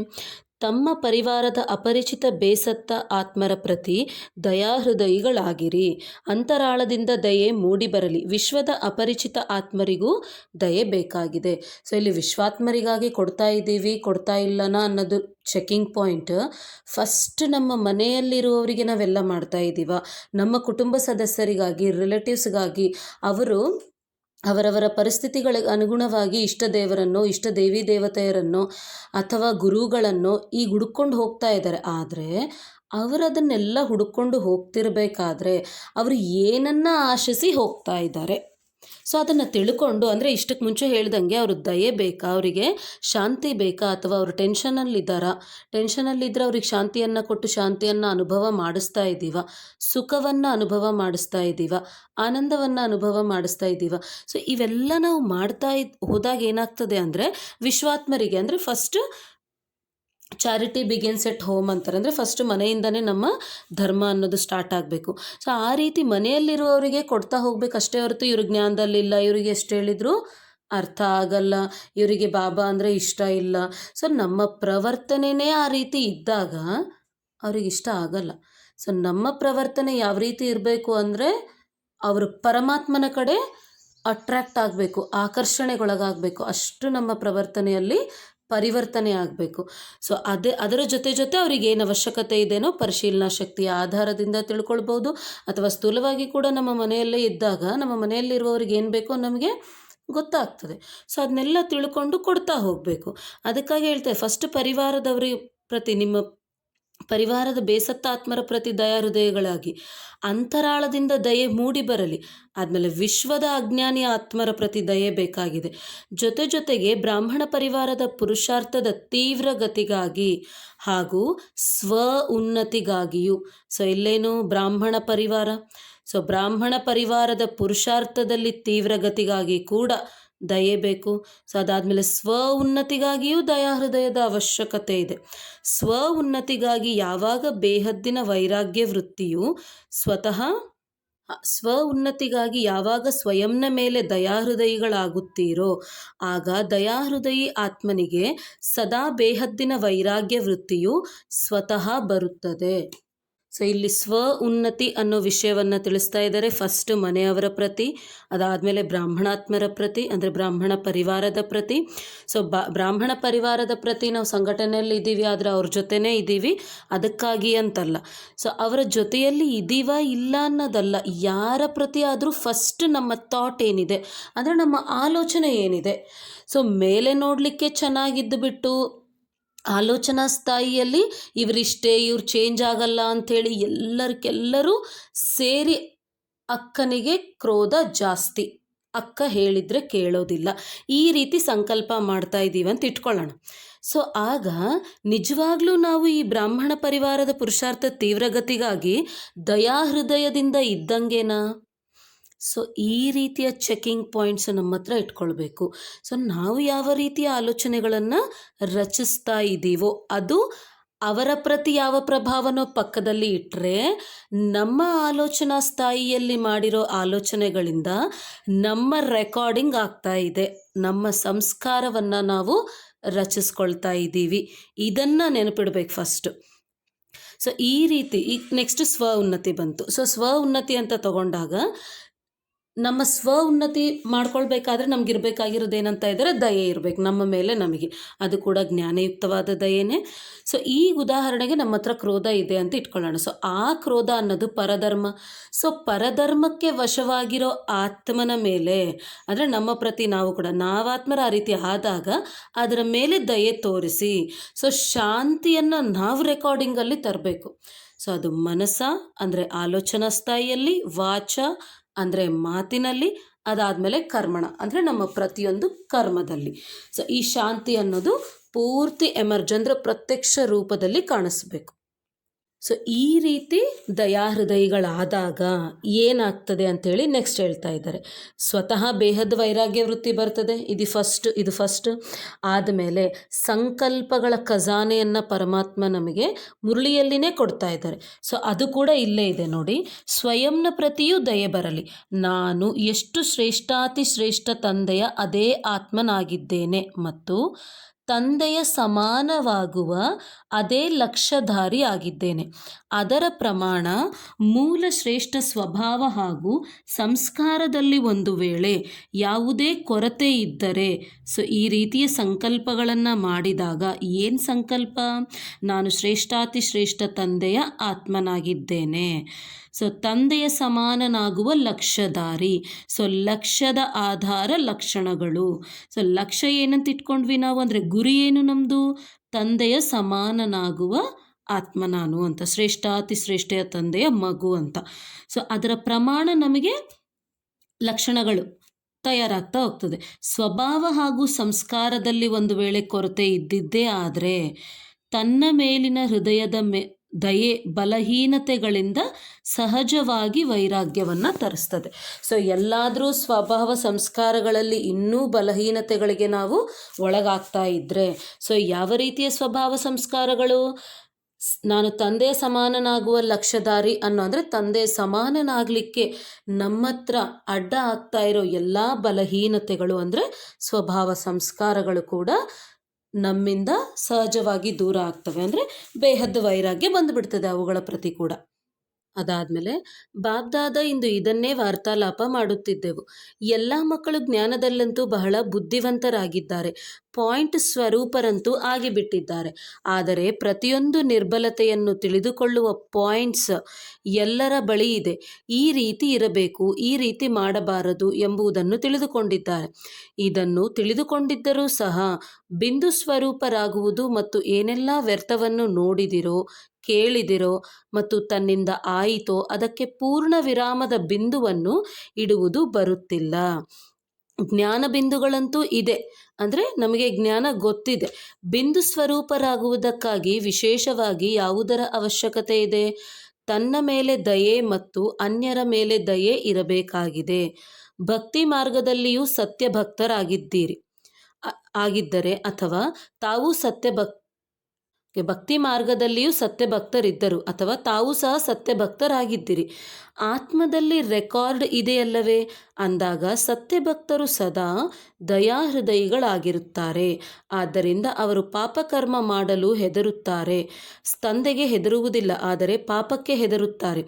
ಆದ್ದರಿಂದ ಕೆಲವರು ಪಾಪಕರ್ಮ ಮಾಡುವುದರಿಂದ ಮುಕ್ತರಾಗಿರುತ್ತಾರೆ, ಅಂದರೆ ರಕ್ಷಣೆಯಿಂದಿರ್ತಾರೆ ಆ ಪಾಪಗಳಿಂದ ಅಂತ. ಸೊ ಇಲ್ಲಿ ಪಾಪಕರ್ಮ ಅಂದ ತಕ್ಷಣ ಏನೋ ಕೆಟ್ಟದಾಗಿ ಮಾಡಿಬಿಡೋದು ಅಂತಲ್ಲ. ಸೊ ಆಲೋಚನಾ ಸ್ಥಾಯಿಯಲ್ಲಿ ಕ್ರೋಧವನ್ನೇ ರಚಿಸಿದ್ವಿ ಅಂತ ಇಷ್ಟಕ್ಕೆ ಮುಂಚೆ ಯಾವುದಾದ್ರೂ ಉದಾಹರಣೆಯನ್ನು ನಾವು ತಗೊಂಡಿದ್ವೋ ಅದೇ ಉದಾಹರಣೆಯನ್ನು ತಗೊಳ್ಳೋಣ. ಸೊ ನಾವು ಮಾಡ್ತಾ ಇರೋ ಪ್ರತಿಯೊಂದು ಕರ್ಮದ ಫಲ ನಮಗೆ 4 ವಿಧವಾಗಿ ಬರ್ತಾ ಇದೆ. ಸೊ ಅದು ಪುಣ್ಯ ಪಾಪ ಅನ್ನೋದು ಓಕೆ, ಆದರೆ ಪುಣ್ಯದ ಫಲ ಆಗಲಿ ಪಾಪದ ಫಲ ಆಗಲಿ ನಾವು ಯಾವ ರೀತಿ ಅನುಭವದಲ್ಲಿ ಅದನ್ನು ತರ್ತೀವಿ ಅಂದರೆ ಫಸ್ಟ್ ಮಾನಸಿಕ ಸ್ಥಾಯಿಯಲ್ಲಿ. ಸೊ ಕ್ರೋಧವನ್ನು ರಚಿಸಿರೋ ಸಲುವಾಗಿ ಮಾನಸಿಕ ಒತ್ತಡ ಜಾಸ್ತಿ ಆಯಿತು. ಅದನ್ನೇ ಈಗಿನ ಕಾಲದಲ್ಲಿ ಟೆನ್ಷನ್ನು, ಆಂಗ್ಸೈಟಿ, ಸ್ಟ್ರೆಸ್ಸು ಅಂಥೇಳಿ ಕರೀತಾ ಇದ್ದಾರೆ. ಸೊ ಮಾನಸಿಕವಾಗಿ ಎಫೆಕ್ಟ್ ಆಯಿತು. So at the same time ಇದು ಪುಣ್ಯಕ್ಕಾಗಿ ಕೂಡ ವರ್ತಿಸ್ತದೆ. ಸೊ ಒಂದು ವೇಳೆ ಶಾಂತಿಯನ್ನು ರಚಿಸುತ್ತೆ ಆದರೆ ಮಾನಸಿಕ ಮನಃಶಾಂತಿ ಅಂದರೆ ಮನಃಶಾಂತಿಯಿಂದ ಇರ್ತೀವಿ. ಸೊ ಅದು ಫಸ್ಟ್ ಎಫೆಕ್ಟ್, ಮೊದಲನೇ ಪರಿಣಾಮ. ಎರಡನೇ ಪರಿಣಾಮ ಅಂದರೆ ಇನ್ನೊಂದು ವಿಧವಾಗಿ ಯಾವ ರೀತಿ ಪರಿಣಾಮ ಆಗ್ತದೆ ಅಂದರೆ ದೈಹಿಕವಾಗಿ. ಸೊ ಆರೋಗ್ಯಪರವಾಗಿ. ಸೊ ಆರೋಗ್ಯ ಅನ್ನೋದು ನಮ್ಮ ಆಲೋಚನಾ ಸ್ಥಾಯಿ ಯಾವ ರೀತಿ ಇರ್ತದೋ ಅದೇ ರೀತಿ ಎಫೆಕ್ಟ್ ಆಗ್ತಾ ಇರ್ತದೆ. ಸೊ ಮೂರನೇದಾಗಿ ಸಂಬಂಧಗಳು. ಸೊ ಕ್ರೋಧದಿಂದ ಇರೋ ಕಾರಣಕ್ಕಾಗಿ ಸಂಬಂಧಗಳು ಕೆಟ್ಟು ಹೋಗ್ತವೆ. ಸೊ ಅದಾದ ಮೇಲೆ ಪ್ರಕೃತಿ. ಸೊ ಪ್ರಕೃತಿಯ ಪ್ರತಿ ನಾನು ಕ್ರೋಧವನ್ನು ಇಟ್ಕೊಂಡಾಗ, ಅಂದರೆ ನನ್ನ ಹತ್ರ ಕ್ರೋಧ ಅನ್ನೋ ಆಲೋಚನೆ ಪ್ರಕೃತಿಯಲ್ಲಿ ವ್ಯಾಪಿಸ್ತಾ ಇದ್ದಾಗ, ಪ್ರಕೃತಿ ಕೂಡ ಇನ್ ರಿಟರ್ನ್ ನಮಗೆ ಕ್ರೋಧವಾಗಿ ಅಂದರೆ ಕ್ರೂರತ್ವವನ್ನೇ ತೋರಿಸ್ತದೆ. ಸೊ ಈ 4 ವಿಧವಾಗಿ ನಾವು ಅನುಭವಿಸೋದು ಯಾವ ರೀತಿ ಕಡಿಮೆ ಮಾಡಬಹುದು ಅಥವಾ ಪರಿವರ್ತನೆ. ಸೊ ನಮ್ಮ ಮೇಲೆ ನಮಗೆ ದಯೆ ಇದ್ದಾಗ ಶಾಂತಿಯಿಂದ ವ್ಯವಹರಿಸ್ತೀವಿ. ಸೊ ಅದನ್ನೇ ಇಲ್ಲಿ ಕ್ರೋಧ ಬರುವ ಪ್ರತಿಯೊಬ್ಬರಿಗೂ ಪರಮಾತ್ಮ ಶಾಂತಿಯ ಬಗ್ಗೆ ತಿಳಿದಿದೆನಾ ಇಲ್ಲನಾ ಅಂದರೆ ಜ್ಞಾನ ಬಿಂದುಗಳು ಎಲ್ಲರ ಹತ್ರನೂ ಇದೆ. ಅಂದರೆ ನಾವು ಶಾಂತಿಯಿಂದ ವ್ಯವಹರಿಸಬೇಕು ಅಂಥೇಳಿ ಕ್ರೋಧ ಬಂದಾಗಿರ್ಬೋದು, ಕ್ರೋಧದಿಂದ ವ್ಯವಹರಿಸಿರುವ ಪ್ರತಿಯೊಬ್ಬರಿಗೂ ಆ ವಿಷಯ ತಿಳಿದಿದೆ. ಆದರೆ ಅಂದರೆ ವಿಧಿ ಗೊತ್ತು, ವಿಧಾನ ಪ್ರಾಕ್ಟಿಕಲ್ ಲೈಫಲ್ಲಿ ತರೋದಂದರೆ ಬಿಂದು ಇಡಬೇಕು. ಏನಂತೇಳಿ ಒಂದೇ ಸಂಕಲ್ಪ, ನಾನಾತ್ಮ ಶಾಂತ ಸ್ವರೂಪ. ಆತ್ಮ ಅನ್ನೋದು ಬಿಂದು. ಸೊ ಆತ್ಮ ಶಾಂತ ಸ್ವರೂಪ, ನನ್ನೊಳಗೆ ಶಿವ ಪರಮಾತ್ಮ, ನನ್ನ ತಂದೆ ಅಥವಾ ಆತನ ಜೊತೆ ಸಂಬಂಧ. ಸೊ ಈ ರೀತಿ ಮಾಡಿದಾಗ ಶಾಂತಿಯನ್ನು ಪ್ರಾಕ್ಟಿಕಲ್ ಲೈಫಲ್ಲಿ ತರಬೇಕು ಕೂಡ. ಸೊ ಅದನ್ನು ಮಾಡಿದರೆ ಆವಾಗ ನಾವು ಆ ಪಾಪಕರ್ಮಗಳಿಂದ ಮುಕ್ತರಾಗಿರಲಿಕ್ಕೆ ಸಾಧ್ಯ ಆಗ್ತದೆ. ಅಂದರೆ ಕ್ರೋಧ ಅನ್ನೋದು ಕೂಡ, ಅಂದರೆ ಆ ಆಲೋಚನೆ ಕೂಡ ನಮ್ಮ ಪ್ರತಿ ನಮಗೆ ದುಃಖವನ್ನೇ ಕೊಡ್ತಾ ಇದೆ. ದುಃಖವನ್ನು ಕೊಡುವ ಪ್ರತಿಯೊಂದು ಕರ್ಮ ಪಾಪಕರ್ಮನೇ. ಸೊ ಆ ವಿಧಿ ವಿಧಾನ ಅಂದರೆ ನಮಗೆ ವಿಧಿ ಗೊತ್ತಿವಾಗ ಏನು ಮಾಡಿದರೆ ರಿಸಲ್ಟ್ ಏನು ಅಂತ ಗೊತ್ತಿದ್ರೂ ಕೂಡ ಅದನ್ನೇ ಹೇಳ್ತಾರೆ, ಜ್ಞಾನ ಸ್ವರೂಪದಲ್ಲಿ ನೀವು ಬರಬೇಕು ಅಂದರೆ ನಿಮ್ಮ ಪ್ರತಿ ನಿಮಗೆ ಫಸ್ಟ್ ದಯೆ ಇರಬೇಕು ಅಂತಿದ್ದಾರೆ. ಅಂದಾಗ ಜ್ಞಾನ ಮಾರ್ಗದಲ್ಲಿಯೂ ಸಹ ಯಾರು ಯಥಾರ್ಥ ದಯಾಹೃದಯಿಗಳಾಗಿದ್ದಾರೆಯೋ ಅವರಲ್ಲಿ 3 ಮಾತುಗಳಿಂದ ದೂರವಿರುವ ಶಕ್ತಿ ಇರುತ್ತದೆ. ಯಾರಲ್ಲಿ ದಯೆ ಇರುವುದಿಲ್ಲವೋ ಅವರು ತಿಳಿದಿದ್ದರೂ ಅರಿತುಕೊಂಡಿದ್ದರೂ ಸಹ 3 ವಿಷಯಗಳಿಗೆ ಪರವಶವಾಗಿ ಬಿಡುತ್ತಾರೆ. ಆ 3 ವಿಷಯಗಳಾಗಿವೆ ಅಜಾಗರೂಕತೆ ಅಂದರೆ ಕೇರ್ಲೆಸ್ನೆಸ್, ಸೋಮಾರಿತನ ಅಂತೇಳಿ ಕೂಡ ಹೇಳ್ಬೋದು, ಈರ್ಷೆ ಮತ್ತು ತಿರಸ್ಕಾರ. ಸೊ ಯಾವುದೇ ನಿರ್ಬಲತೆ ಅಥವಾ ಕೊರತೆಗೆ ಕಾರಣ ಪ್ರತಿಶತ 90% ಈ 3 ಮಾತುಗಳೇ ಆಗಿರುತ್ತದೆ. ಯಾರು ದಯಾಹೃದಯಿಗಳಾಗಿರುವರೋ ಅವರು ತಂದೆಗೆ ಜೊತೆಗಾರರು, ಧರ್ಮರಾಜನ ಶಿಕ್ಷೆಯಿಂದ ದೂರವಿರುವ ಶುಭ ಇಚ್ಛೆಯನ್ನು ಇಟ್ಟುಕೊಳ್ಳುತ್ತಾರೆ. ಹೇಗೆ ಭಕ್ತರು ಭಯದ ಕಾರಣ ಉದಾಸೀನರಾಗುವುದಿಲ್ಲವೋ ಹಾಗೆಯೇ ಬ್ರಾಹ್ಮಣಾತ್ಮರು ತಂದೆಯ ಪ್ರೀತಿಯ ಕಾರಣ ಧರ್ಮರಾಜಪುರಿಯಲ್ಲಿ ಹೋಗುವಂತಾಗಬಾರದು ಎಂಬ ಮಧುರ ಭಯದಿಂದ ಅಜಾಗರೂಕರಾಗಿರುವುದಿಲ್ಲ, ಅಂದರೆ ಸೋಮಾರಿತನದಿಂದ ಇರೋದಿಲ್ಲ. ಸೊ ತಂದೆಯ ಪ್ರೀತಿಯು ಅದರಿಂದ ದೂರ ಮಾಡಿಬಿಡುತ್ತದೆ. ತನ್ನ ಹೃದಯದ ದಯೆಯು ಸೋಮಾರಿತನವನ್ನು ಸಮಾಪ್ತಿ ಮಾಡಿಬಿಡುತ್ತದೆ. ಮತ್ತು ಯಾವಾಗ ತನ್ನ ಪ್ರತಿ ದಯಾಭಾವನೆಯು ಬರುತ್ತದೆಯೋ ಆಗ ಎಂತಹ ವೃತ್ತಿ, ಎಂತಹ ಸ್ಮೃತಿಯೋ ಅಂತೆಯೇ ಸರ್ವ ಬ್ರಾಹ್ಮಣ ಸೃಷ್ಟಿಯ ಪ್ರತಿ ಸ್ವತಃ ದಯಾಹೃದಯಿಗಳಾಗುತ್ತಾರೆ. ಇದು ಯಥಾರ್ಥ ಜ್ಞಾನಯುಕ್ತ ದಯೆಯಾಗಿದೆ. ಸೊ ಇಲ್ಲಿ ಪರಮಾತ್ಮ ನಮಗೆ ಯಥಾರ್ಥ ಜ್ಞಾನಯುಕ್ತ ದಯೆ ಅಂದ್ರೇನು ಅಂಥೇಳಿ ತಿಳಿಸಿದ್ದಾರೆ. ಸೊ ನಾರ್ಮಲಿ ನಾವು ಕ್ರೋಧಕ್ಕೆ ವಶವಾಗಿ ಇದ್ದೀವಿ ಅಂದರೆ ನಮ್ಮ ಮೇಲೆ ನಮಗೆ ದಯೆ ಇಲ್ಲ, ಅಂದರೆ ನಮ್ಮ ಮೇಲೆ ನಮಗೆ ನಮ್ಮ ಜೀವನವನ್ನು ಚೆನ್ನಾಗಿ ರಚಿಸ್ಕೊಳ್ಬೇಕು ಅನ್ನೋ ಆಸಕ್ತಿ ಇಲ್ಲ, ಬೇಹದ್ದಿನ ವೈರಾಗ್ಯ ವೃತ್ತಿ ಇಲ್ಲ. ಸೊ ನಾವು ಆ ರೀತಿ ಇದ್ದಾಗ ಬೇರೆಯವರು ಉನ್ನತಿಯನ್ನು ಹೊಂದುತ್ತಾ ಇದ್ದಾರೆ ಅಂದಾಗೂ ಕೂಡ ಆ 3 ವಿಷಯಗಳು ವಿಘ್ನ ಆಗ್ತವೆ. ಆ 3 ವಿಷಯಗಳು ಯಾವ್ಯಾವು? ಆ ಸೋಮಾರಿತನ ಮತ್ತು ಈರ್ಷೆ ಮತ್ತು ತಿರಸ್ಕಾರ ಭಾವನೆ, ರಿಜೆಕ್ಷನ್ ಫೀಲಿಂಗ್ ಅಂತೇಳಿ ಕೂಡ ಹೇಳ್ತಾರೆ. ಅಂದರೆ ಒಬ್ಬರು ಮುಂದಕ್ಕೆ ಹೋಗ್ತಾ ಇದ್ದಾರೆ ಅಂದರೆ ಅದನ್ನು ಕೂಡ ತಗೊಳ್ಳಿಕ್ಕೆ ಆಗೋದಿಲ್ಲ. ಏನಕ್ಕೆ? ಈರ್ಷೆ, ಇನ್ನೊಂದು ತಿರಸ್ಕಾರ ಭಾವನೆ. ಸೊ ಇವೆಲ್ಲವೂ ಇಲ್ಲದೇ ಇದ್ದಾಗಲೇ ನೀವು ಬೇಹದ್ದಿನ ವೈರಾಗಿಗಳಾಗ್ತೀರಿ ಅಂತಾರೆ. ಅದಕ್ಕಾಗಿಯೇ ಅಲ್ಲಿ ಆ ಲೈನನ್ನು ಹೇಳ್ತಾ ಇದ್ದಾರೆ. ಸೊ ಯಾರಿಗ ದಯಾಹೃದಯ ಇರ್ತದೆಯೋ, ದಯಾಭಾವನೆ ಇರ್ತದೆಯೋ, ಎಂತಹ ವೃತ್ತಿನೇ ಇರಲಿ, ಎಂತಹ ಸ್ಮೃತಿನೇ ಇರಲಿ, ಆದರೂ ಕೂಡ ಸರ್ವ ಬ್ರಾಹ್ಮಣ ಸೃಷ್ಟಿಯ ಪ್ರತಿ ಸ್ವತಃ ದಯಾಹೃದಯಿಗಳಾಗುತ್ತಾರೆ. ಸೊ ಅವ್ರದವರಿಗೂ ಇರ್ತಾರೆ ದಯಾಹೃದಯಿಗಳಾಗಿ, ಸರ್ವ ಬ್ರಾಹ್ಮಣಾತ್ಮರ ಪ್ರತಿ ಕೂಡ ದಯಾಹೃದಯ ಅನ್ನೋದು ಇರ್ತದೆ ಅಂತಿದ್ದಾರೆ. ಅದಾದಮೇಲೆ ಜ್ಞಾನವಿಲ್ಲದ ದಯೆಯು ಕೆಲವೊಮ್ಮೆ ನಷ್ಟವನ್ನು ಮಾಡುತ್ತದೆ. ಆದರೆ ಜ್ಞಾನಯುಕ್ತ ದಯೆಯು ಎಂದೂ ಸಹ ಯಾವುದೇ ಆತ್ಮನ ಪ್ರತಿ ಈರ್ಷೆ ಅಥವಾ ತಿರಸ್ಕಾರದ ಭಾವವು ಹೃದಯದಲ್ಲಿ ಉತ್ಪನ್ನವಾಗಲು ಬಿಡುವುದಿಲ್ಲ. ಜ್ಞಾನಯುಕ್ತ ದಯೆಯ ಜೊತೆಗೆ ಸ್ವಯಂನ ಆತ್ಮೀಯತೆಯ ಆತ್ಮಿಕ ನಶೆಯು ಅವಶ್ಯಕವಾಗಿ ಇರುತ್ತದೆ. ಕೇವಲ ಒಂದು ದಯೆ ಇರುವುದಿಲ್ಲ, ಆದರೆ ದಯೆ ಮತ್ತು ನಶೆ ಎರಡರ ಸಮತೋಲನೆ ಇರುತ್ತದೆ. ಒಂದು ವೇಳೆ ಜ್ಞಾನಯುಕ್ತ ದಯೆ ಇಲ್ಲದೆ ಸಾಧಾರಣ ದಯೆ ಇದ್ದರೆ ಯಾವುದೇ ಆತ್ಮನ ಪ್ರತಿ ಸೆಳೆತದ ರೂಪದಲ್ಲಿರಬಹುದು, ಅಥವಾ ಯಾವುದೇ ನಿರ್ಬಲತೆಯಿಂದ, ಇದೆಲ್ಲ ಅಂಡರ್ಲೈನ್ ಮಾಡ್ಕೊಳ್ಬೇಕು, ಯಾವುದೇ ನಿರ್ಬಲತೆಯಿಂದ ಅವರ ಮೇಲೆ ಪ್ರಭಾವಿತರಾಗಬಹುದು.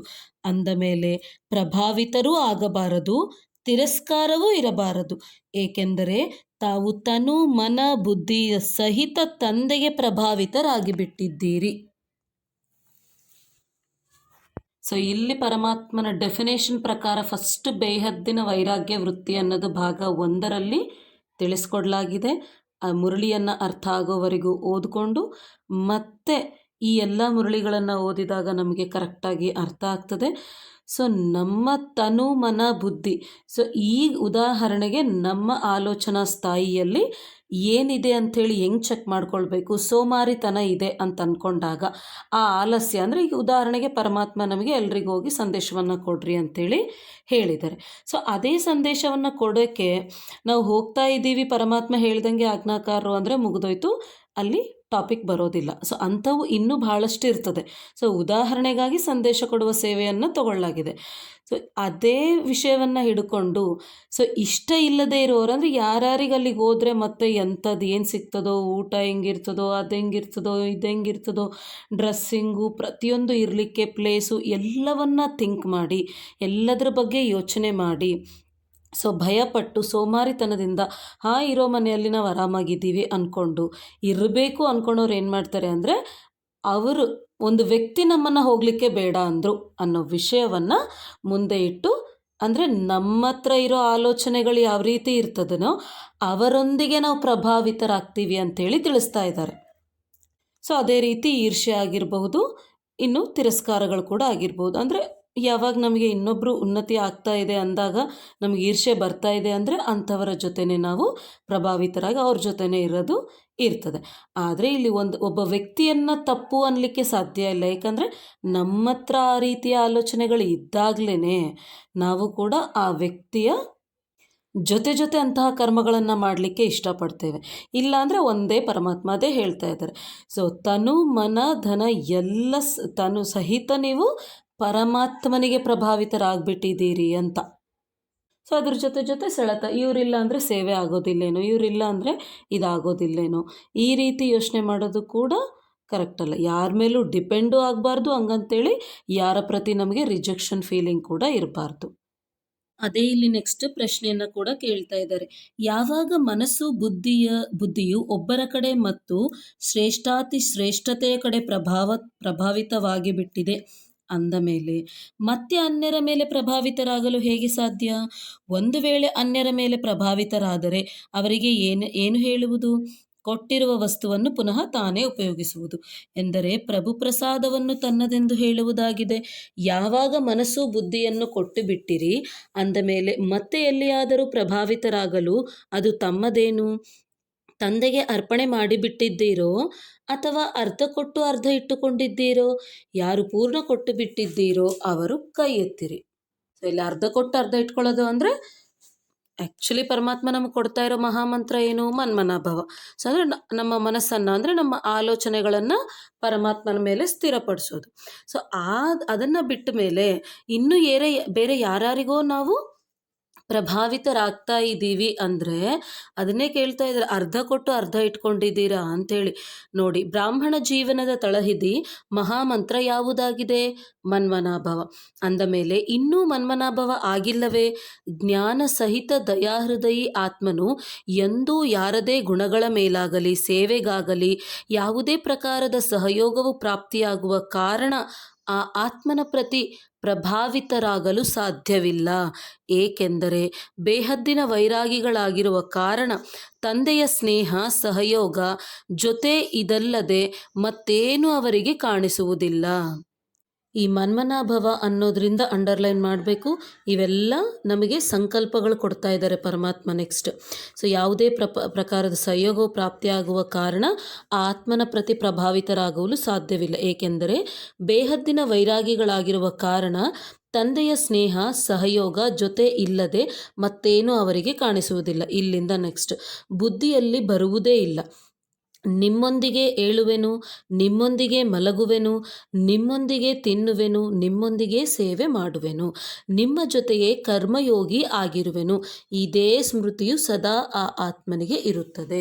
ಸೊ ತಂದೆಗೆ ಪ್ರಭಾವಿತರಾಗಿರುವ ಅವರ ಲಕ್ಷಣಗಳಿವೆಲ್ಲ. ಸೊ ಇದು ಬಿಟ್ಟು ಇನ್ನೂ ಕೂಡ ಅವರಿಷ್ಟು ಸಹಯೋಗ ಕೊಡ್ತಾ ಇದ್ದಾರೆ, ಅದಕ್ಕಾಗಿ ಅವರ ಮೇಲೆ, ಅಥವಾ ಇವರು ಇಷ್ಟು ಕರ್ಮಣ ಸೇವೆಯನ್ನು ಮಾಡ್ತಾ ಇದ್ದಾರೆ, ಅದಕ್ಕಾಗಿ ಇದು ಇವ್ರ ಸ್ನೇಹ ಸಂಬಂಧ ಸಂಪರ್ಕಗಳ, ಸೊ ಇವೆಲ್ಲ ಏನು ಅಂದರೆ ಇನ್ನೂ ಸೆಳೆತ ಇದೆ. ಅದಕ್ಕಾಗಿಯೇ ಆ ಫಸ್ಟ್ ಭಾಗದಲ್ಲಿರುವ ಡೆಫಿನೇಷನ್ನು, ಬೇಹದ್ ವೈರಾಗಿ ಅಂದರೆ ಏನು ಅಂಥೇಳಿ ಹೇಳಿರುವ ಡೆಫಿನೇಷನ್ ಇಟ್ಕೊಂಡು ಇದೆಲ್ಲ ಓದಿದಾಗ ನಮಗೆ ಕರೆಕ್ಟಾಗಿ ಅರ್ಥ ಆಗ್ತದೆ. ಏನು ಹೇಳ್ತಾ ಇದ್ದಾರೆ, ಪರಮಾತ್ಮನ ಉದ್ದೇಶದಲ್ಲಿ ಬೇಹದ್ದಿನ ವೈರಾಗ್ಯ ವೃತ್ತಿ ಅಂದರೆ ಏನು, ಅದೆಲ್ಲ ನಮಗೆ ಅರ್ಥ ಆಗಲಿಕ್ಕೆ ಸಾಧ್ಯ ಆಗ್ತದೆ. ಸೊ ಇನ್ನೂ ವ್ಯಕ್ತಿಗಳ ಪ್ರತಿ ನಾವು ಪ್ರಭಾವಿತರಾದಾಗ ಏನಾಗ್ತದೆ ಅಂದರೆ, ಪರಮಾತ್ಮ ಹೇಳೋದು ಒಂದಾಗಿರ್ತದೆ, ವ್ಯಕ್ತಿ ಹೇಳೋದು ಮತ್ತೊಂದಾಗಿರ್ತದೆ. ಸೊ ಆ ರೀತಿ ವ್ಯಕ್ತಿ ಹೇಳೋದು ಮತ್ತೊಂದಾಗಿದ್ದಾಗ, ಸೊ ಇವ್ರು ಹೇಳಿದ್ದು ಮಾಡದೇ ಇದ್ದರೆ ಸಮಸ್ಯೆಗಳು ಬರ್ತದೆ ಅಂಥೇಳಿ ಭಯ ಪಡ್ತಾ ಇರ್ತಾರೆ. ಅದಕ್ಕಾಗಿ ಆದರೂ ಮಾಡ್ತಾರೆ, ಇಲ್ಲ ಆ ಪ್ರಭಾವಕ್ಕೆ ಒಳಗಾಗಿ ಆದರೂ ಮಾಡ್ತಾರೆ. ಸೊ ಇನ್ನೂ ನಾವು ಭಯ ಪಡ್ತಾ ಇದ್ದೀವಿ ಅಂದರೆ ಕಂಪ್ಲೀಟಾಗಿ ಪರಮಾತ್ಮನ ಮೇಲೆ ನಮ್ಮ ನಂಬಿಕೆ ಇಲ್ಲ, ಅಥವಾ ಆ ಧೈರ್ಯದ ಒಂದು ಹೆಜ್ಜೆ ಅನ್ನೋದು ಇಡ್ತಾ ಇಲ್ಲ ಅಂತ ಅರ್ಥ ಆಗ್ತದೆ. ಸೊ ಅದಾದ ಮೇಲೆ, ಭಲೆ ಯಾವುದೇ ಶ್ರೇಷ್ಠ ಆತ್ಮನ ಮೂಲಕ ಸಹಯೋಗವು ಸಿಗಲೂಬಹುದು, ಆದರೆ ಅದಕ್ಕೂ ದಾತನಾರು? ಒಬ್ಬ ತಂದೆಯ ಕಡೆಯೇ ಬುದ್ಧಿಯು ಹೋಗುವುದಲ್ಲವೇ? ಸಹಯೋಗವನ್ನು ಖಂಡಿತ ತೆಗೆದುಕೊಳ್ಳಿ, ಆದರೆ ದಾತ ಯಾರೆಂಬುದನ್ನು ಮರೆಯಬೇಡಿ. ಸೊ ಸಹಯೋಗ, ಈ ಪರಮಾತ್ಮನನ್ನು ನಾವು ಪ್ರತಿಯೊಂದು ಕೇಳ್ತಾ ಹೋಗಬೇಕು. ಧೈರ್ಯದ ಹೆಜ್ಜೆಯನ್ನು ಇಟ್ಟಾಗ ಸಹಯೋಗ ಕೊಡೋದು ಯಾರು ಅಂದರೆ ಪರಮಾತ್ಮ. ಆದರೆ ಆ ಸಹಯೋಗವನ್ನು ಕೊಟ್ಟವರನ್ನು ನಾವು ಅವರಿಗೆ ಪ್ರಭಾವಿತರಾಗೋದಲ್ಲ. ಸೊ ಅಂದರೆ ಅವ್ರು ಯಾರೇ ಎಷ್ಟೇ ಉನ್ನತವಾದ ಸಹಯೋಗವನ್ನು ಕೊಡಲಿ, ಆದರೆ ಅದೆಲ್ಲದಕ್ಕೂ ಮೇನ್ ದಾತ ಯಾರು? ಪರಮಾತ್ಮ. ಸೊ ಆತನನ್ನು ಮರೆಯೋದಲ್ಲ ಅಂತಿದ್ದಾರೆ. ಸೊ ಶ್ರೀಮತವು ಒಬ್ಬ ತಂದೆಯದಾಗಿದೆ. ಯಾವುದೇ ನಿಮಿತ್ತ ಆತ್ಮನು ತಮಗೆ ತಂದೆಯ ಶ್ರೀಮತದ ಸ್ಮೃತಿ ತರಿಸುತ್ತಾರೆಂದರೆ ಅದು ಅವರ ಶ್ರೀಮತವೆಂದು ಹೇಳುವುದಲ್ಲ, ಆದರೆ ತಂದೆಯ ಶ್ರೀಮತವನ್ನು ಫಾಲೋ ಮಾಡಿ ಅನ್ಯರಿಗೂ ಫಾಲೋ ಮಾಡಿಸುವುದಕ್ಕಾಗಿ ಸ್ಮೃತಿ ತರಿಸುತ್ತಿದ್ದಾರೆ. ನಿಮಿತ್ತ ಆತ್ಮರು ಅಥವಾ ಶ್ರೇಷ್ಠ ಆತ್ಮರು ಎಂದೂ ಸಹ ನನ್ನ ಮತದಂತೆ ನಡೆಯಿರಿ ಎಂದು ಹೇಳುವುದಿಲ್ಲ. ನಾನು ಹೇಳಿದ್ದೇ ಆಗಬೇಕು, ನಾನೇ ಉನ್ನತ ಸ್ಥಿತಿಯಲ್ಲಿದ್ದೀನಿ, ನಾನು ಹೇಳ್ದಂಗೆ ನೀನು ಮಾಡಬೇಕಷ್ಟೇ ಅಂಥೇಳಿ ಯಾರು ಹೇಳೋದಿಲ್ಲ? ಯಾವುದೇ ಶ್ರೇಷ್ಠಾತ್ಮ ಅಥವಾ ನಿಮಿತ್ತಾತ್ಮ ಹೇಳೋದಿಲ್ಲ. ಸೊ ನನ್ನ ಮತವೇ ಶ್ರೀಮತವಾಗಿದೆ ಎಂಬುದನ್ನು ಹೇಳುವುದಿಲ್ಲ. ಶ್ರೀಮತವನ್ನೇ ಪುನಃ ಸ್ಮೃತಿ ತರಿಸುತ್ತಾರೆ. ಇದಕ್ಕೆ ಯಥಾರ್ಥ ಸಹಯೋಗ ಪಡೆಯುವುದು ಮತ್ತು ಸಹಯೋಗ ನೀಡುವುದು ಎಂದು ಹೇಳುತ್ತಾರೆ. ಸೊ ಇಲ್ಲಿ ಬಹಳಷ್ಟು ವಿಷಯಗಳಿಗೆ ಪರಮಾತ್ಮ ಡೆಫಿನೇಷನ್ಸನ್ನು ಕೊಟ್ಟಿದ್ದಾರೆ. ಯಥಾರ್ಥ ಜ್ಞಾನಯುಕ್ತ ದಯೆ ಅಂದರೆ ಏನು, ಯಥಾರ್ಥ ಸಹಯೋಗ ಪಡೆಯುವುದು ಅಥವಾ ನೀಡುವುದು ಅಂದರೆ ಏನು. ಸೊ ಇಲ್ಲಿ ಯಾರು ಇದು ನನ್ನ ಶ್ರೀಮತ ಅಂತಲ್ಲ. ಸೊ ಇದೆಲ್ಲದಕ್ಕೂ ಚೆಕಿಂಗ್ ಪಾಯಿಂಟ್ ಏನು, ನಾವು ಕೇಳ್ತಾ ಇರೋರು ಕೂಡ ಅಥವಾ ಜ್ಞಾನವನ್ನು ಕೇಳ್ತಾ ಇರೋರು ಕೂಡ ನಾವು ಆತ್ಮಿಕ ಸ್ಥಿತಿಯಲ್ಲಿದ್ದು ಜ್ಞಾನವನ್ನು ಕೇಳ್ತಾ ಇದ್ದೀವಿ ಅನ್ನೋದಕ್ಕೆ ಚೆಕಿಂಗ್ ಪಾಯಿಂಟ್ ಏನು ಅಂದರೆ, ಸೊ ಜ್ಞಾನವನ್ನು ಹೇಳುವವರನ್ನು ಒಬ್ಬ ಸಹಯೋಗಿ ಆತ್ಮನನ್ನಾಗಿ ನೋಡಬೇಕಷ್ಟೆ. ಅಷ್ಟೇ ಬಿಟ್ಟು ಇವ್ರು ಎಲ್ಲಿಂದ ಬಂದಿದ್ದಾರೆ, ಇವ್ರಿಗೆ ಫ್ಯಾಮ್ಲಿ ಏನು, ಇವ್ರ ತಂದೆ ಯಾರು, ತಾಯಿ ಯಾರು, ಊರು ಯಾವುದು, ಸೆಂಟರ್ ಯಾವುದು, ಇವ್ರು ಏನು ಕೆಲಸ ಮಾಡ್ತಿರ್ತಾರೆ, ಮಕ್ಕಳೆಷ್ಟು ಜನ ಅಂದರೆ, ಅಥವಾ ಕನ್ಯೆನ ಮಾತೇನ, ಈ ರೀತಿ ಎಲ್ಲ ದೇಹದ ವಿಷಯಗಳ ಬಗ್ಗೆ ನಮಗಿನ್ನೂ ಆಸಕ್ತಿ ಬರ್ತಾ ಇದೆ ಅಂದರೆ ಏನನ್ನು ನೋಡ್ತಾ ಇದ್ದೀವಿ ನಾವಿಲ್ಲಿ? ದೇಹವನ್ನು. ಸೊ ಆದರೆ ಕೊಡುವ ಆ ಜ್ಞಾನವನ್ನು ಕೊಡುವ ಆತ್ಮಿಕ ಸಹೋದರರು ಯಾರು? ನಮಗೆ ಸಹಯೋಗಿಗಳು. ಏನು ಮಾಡ್ತಾ ಇದ್ದಾರೆ ಅವರು? ತಂದೆ ಶ್ರೀಮತವನ್ನು ಪುನಃ ಸ್ಮೃತಿ ತರಿಸ್ತಾ ಇದ್ದಾರೆ. ಸೊ ದಾದಿ ದೀದಿಯರ ಶ್ರೀಮತವೆಂದು ಹೇಳುವುದಿಲ್ಲ, ಕೇವಲ ಶ್ರೀಮತದ ಶಕ್ತಿಯನ್ನು ಸ್ಮೃತಿ ತರಿಸಲು ನಿಮಿತ್ತರಾಗುತ್ತಾರೆ ಅಷ್ಟೇ. ಆದ್ದರಿಂದ ಯಾವುದೇ ಆತ್ಮನಿಗೆ ಪ್ರಭಾವಿತರಾಗಬಾರದು. ಒಂದು ವೇಳೆ ಯಾವುದೇ ಮಾತಿನಲ್ಲಿ ಯಾರ ಮೇಲಾದರೂ ಪ್ರಭಾವಿತರಾಗುತ್ತಾರೆಂದರೆ ಭಲೆ ಅವರ ಹೆಸರಿನ ಮಹಿಮೆಯ ಮೇಲಿರಬಹುದು, ರೂಪದ ಮೇಲೆ ಅಥವಾ ಯಾವುದೇ ವಿಶೇಷತೆಯ ಮೇಲೆ ಸೆಳೆತದ ಕಾರಣ ಪ್ರಭಾವಿತರಾದರೆ ಬುದ್ಧಿಯು ಅಲ್ಲಿಯೇ ಸಿಕ್ಕಿ ಹಾಕಿಕೊಳ್ಳುತ್ತದೆ. ಸೊ ಇದೇ ಪಾಯಿಂಟ್ ಇಷ್ಟಕ್ಕೆ ಮುಂಚೆ ಹೇಳಿರೋದು. ಸೊ ರೂಪ ಆಗಿರ್ಬೋದು, ಅವ್ರ ಹೆಸರಾಗಿರ್ಬೋದು, ಅದು ಏನೇ ಆಗಿರ್ಬೋದು, ಅದ್ರ ಬಗ್ಗೆ ತಿಳ್ಕೊಳ್ತಾ ಹೋದ್ವಿ ಅಂತಂದರೆ ಇನ್ನೂ ಅದರಲ್ಲೇ ನಮ್ಮ ಬುದ್ಧಿ ಸಿಕ್ಕಾಕೊಳ್ತದೆ ಅಂತಾರೆ. ಸೊ ಬುದ್ಧಿ ಸಿಕ್ಕಾಕೊಂಡ್ರೆ ರಿಸಲ್ಟ್ ಏನು ಬರ್ತದೆ? ಮನನ ಶಕ್ತಿಯ ಮೊದಲನೇ ಪಾಠ. ಸೊ ಅದರಲ್ಲಿ ಪರಮಾತ್ಮ ಏನು ಹೇಳ್ತಾ ಇದ್ದಾರೆ? ಮಾಯೆ ಗೊತ್ತಿದೆ, ಬ್ರಾಹ್ಮಣಾತ್ಮರಿಗೆ ದಿವ್ಯ ಬುದ್ಧಿನೇ ಕೆಲಸ ಮಾಡೋದು ಅಂತ. ಸೊ ಅದು ಬಂದು ಎಲ್ಲಿ ಹಾಕ್ತದೆ? ಫಸ್ಟ್ ಬಾಣ ವ್ಯರ್ಥ ಸಂಕಲ್ಪದ ರೂಪದಲ್ಲಿ ದಿವ್ಯ ಬುದ್ಧಿಯ ಮೇಲೇ ಹಾಕ್ತದೆ. ಸೊ ಇಲ್ಲಿ ಇವೆಲ್ಲ ವ್ಯರ್ಥನೇ. ಸೊ ಈ ರೀತಿ ವ್ಯರ್ಥ ಮಾಡ್ತಾ ಹೋದಾಗ ಏನಾಗ್ತದೆ? ಬುದ್ಧಿ ಅಲ್ಲೇ ಸಿಕ್ಕಾಕೊಳ್ತದೆ. ಆವಾಗಲೇ ಆ ಜ್ಞಾನದ ಪಾಯಿಂಟ್ಗಳು ನೆನಪು ಬರದೇ ಇರೋದು. ಸೊ ನೆನಪು ಬರ್ತಾ ಇಲ್ಲ, ನನಗೆ ಆ ಟೈಮಲ್ಲಿ ಏನು ಮಾಡಬೇಕು ತಿಳಿತಾ ಇಲ್ಲ ಅಂದರೆ ಅದರ ಅರ್ಥ ಏನು ಅಂದರೆ ನಮ್ಮ ಬುದ್ಧಿ ಎಲ್ಲೋ ಸಿಕ್ಕಾಕ್ಕೊಂಡಿದೆ ಅಂತ ಅರ್ಥ. ಸೊ ಇವೆಲ್ಲವೂ ಈ ಕೇಳಲಿಕ್ಕೆ ಈ ಯುಗದಲ್ಲಿ ರುಚಿಕರ ಅನ್ನಿಸ್ತಾ ಇದೆ. ಸೊ ನಾವೇನು ಕೇಳಿದ್ವಿ? ಇದ್ದದ್ದನ್ನೇ ಕೇಳಿದ್ವಲ್ಲ, ನಾವು ಇದ್ದದ್ದನ್ನೇ ಮಾತಾಡಿದ್ವಿ, ಈ ರೀತಿ ನಮ್ಗೆ ಅನ್ನಿಸ್ತಾ ಇದೆ. ಆದರೆ ಸೊ ಪರಮಾತ್ಮನ ಸ್ಥಾಯಿಯಲ್ಲಿ ಅವರಿಟ್ಟಿರೋ ಹೈಯೆಸ್ಟ್ ಸ್ಟ್ಯಾಂಡರ್ಡ್ಸಲ್ಲಿ ನಮ್ಮ ಸ್ವ ಉನ್ನತಿಯನ್ನು ನಾವೇ ಭ್ರಷ್ಟ ಮಾಡ್ಕೊಳ್ತಾ ಇದ್ದೀವಿ. ಏಕೆ ಅಂದರೆ ವ್ಯರ್ಥ ತುಂಬಿದಾಗ ಸಮರ್ಥ ಆಗಲಿಕ್ಕೆ ಸಾಧ್ಯ ಇಲ್ಲ ಆತ್ಮ ಸಮರ್ಥನಾಗದಿದ್ದಾಗ ಬುದ್ಧಿಯಲ್ಲಿ ಸಿಕ್ಕಾಕ್ಕೊಂಡಾಗ ಟೈಮಿಗೆ ಜ್ಞಾನದ ಪಾಯಿಂಟ್ಸು ನೆನಪು ಬರೋದಿಲ್ಲ. ಆ ನೆನಪು ಬರದೇ ಇದ್ದಾಗ ನಾವು ಉನ್ನತ ಸ್ಥಿತಿಗೆ ಸೇರಲಿಕ್ಕೆ ಕೂಡ ಸಾಧ್ಯ ಆಗೋದಿಲ್ಲ. ಸೊ ಈ ಉನ್ನತ ಸ್ಥಿತಿಗೆ ಹೋಗ್ತಾ ಇಲ್ಲ ಅಂತ ಹೆಂಗೆ ಗೊತ್ತಾಗ್ತದೆ? ಇಲ್ಲಿ ನೆಕ್ಸ್ಟ್ ಅದೇ ಹೇಳ್ತಾ ಇದ್ದಾರೆ, ಒಂದು ವೇಳೆ ಬುದ್ಧಿಯು ಸಿಲುಕಿಕೊಂಡರೆ ಹಾರುವ ಕಲೆ ಇರಲು ಸಾಧ್ಯವಿಲ್ಲ ಅಂತ. ಅಂದರೆ ಹಾರುವ ಕಲೆ ಅಂದರೆ ಮೆಟ್ಲನ್ನು ಇಳಿತಾ ಬಂದಿದ್ವಿ, ಡೈರೆಕ್ಟಿಗೆ ಸತ್ಯಯುಗಕ್ಕಾಗಿ ಹಾರಬೇಕು ಅಂತಿರ್ತಾರೆ ಪರಮಾತ್ಮನ ಶಕ್ತಿಯನ್ನು ಪಡೆದು. ಸೊ ಅದಿಲ್ಲ ಅಂದಾಗ ಅದರರ್ಥ ನಾವಿನ್ನೂ ಎಲ್ಲಿರೋರು ಅಲ್ಲೇ ಇದ್ದೀವಿ ಅಂತ.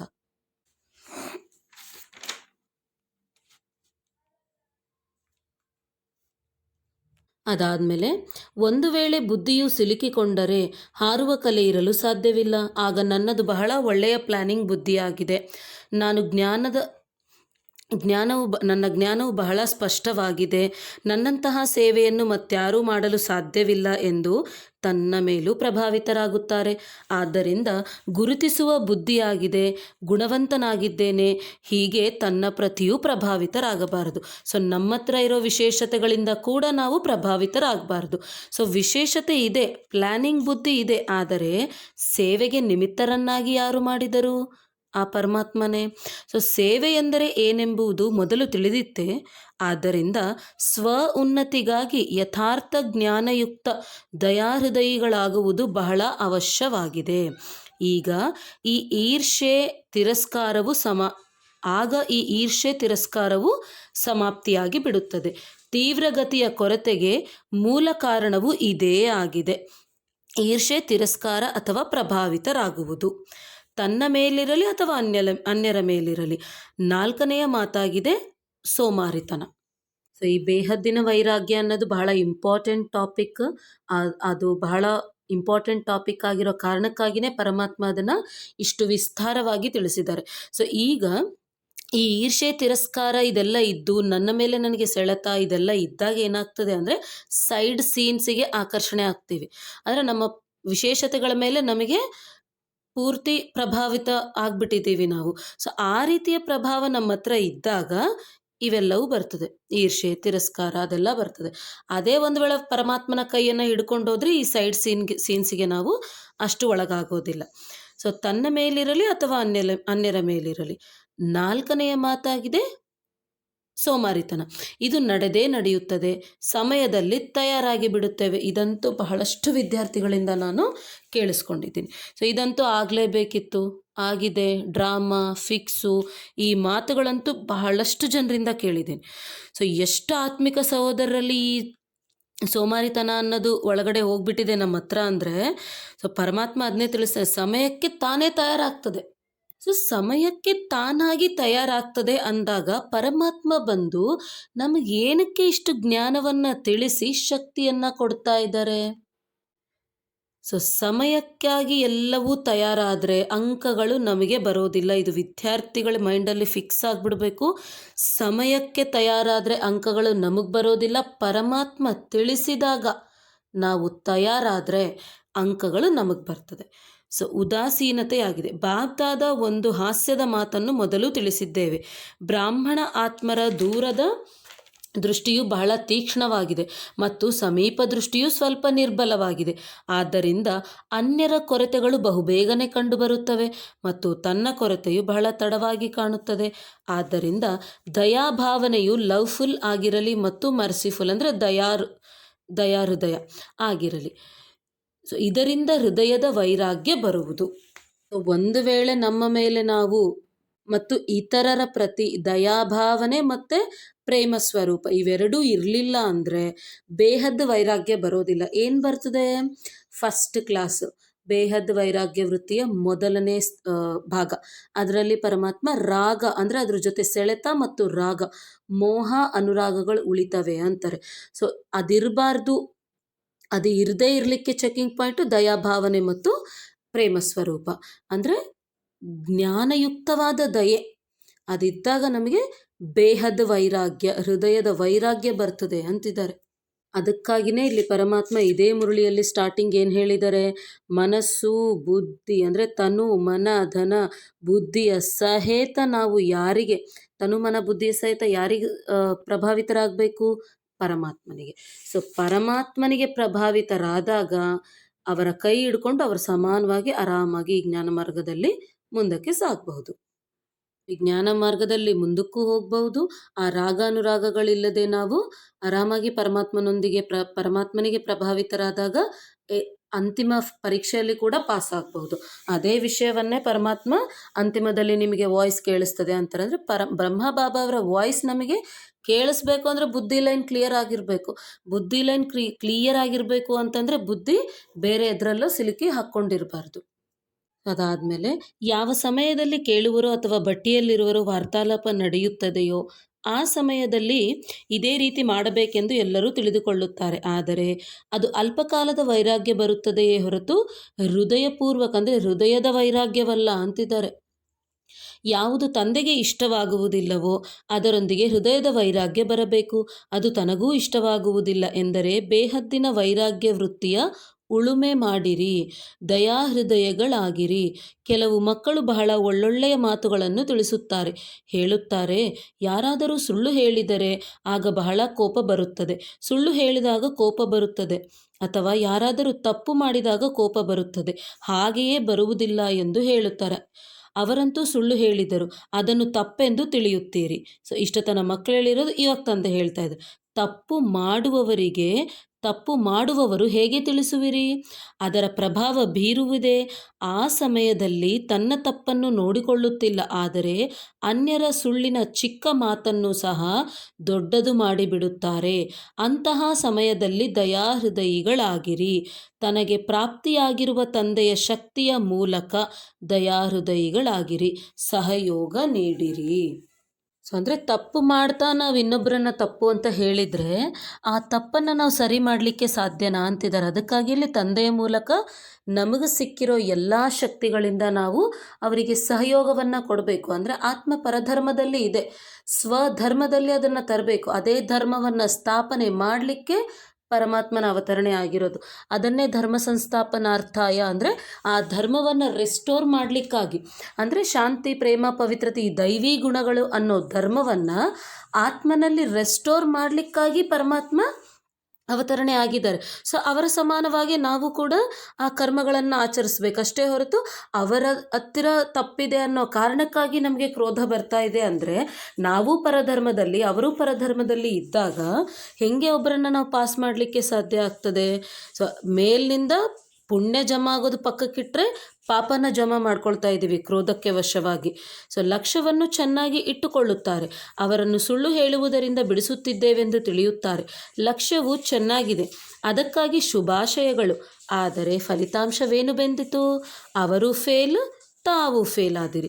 ಅಂದ ಮೇಲೆ ಫೇಲ್ ಆಗಿರುವವರು ಫೇಲ್ನವರನ್ನು ಪಾಸ್ ಮಾಡಿಸಲು ಸಾಧ್ಯವೇ? ಅವರನ್ನು ಸರಿಪಡಿಸುವುದು, ಮುಂದುವರೆಸುವುದು ನಮ್ಮ ಜವಾಬ್ದಾರಿಯಾಗಿದೆಯಲ್ಲವೇ ಎಂದು ಕೆಲವರು ತಿಳಿದುಕೊಳ್ಳುತ್ತಾರೆ. ಆದರೆ ಜವಾಬ್ದಾರಿಯನ್ನು ನಿಭಾಯಿಸುವವರು ಮೊದಲು ತಮ್ಮ ಜವಾಬ್ದಾರಿಯನ್ನು ಆ ಸಮಯದಲ್ಲಿ ನಿಭಾಯಿಸುತ್ತಿದ್ದೀರೋ ಅಥವಾ ಅನ್ಯರದನ್ನು ನಿಭಾಯಿಸುತ್ತಿದ್ದೀರೋ?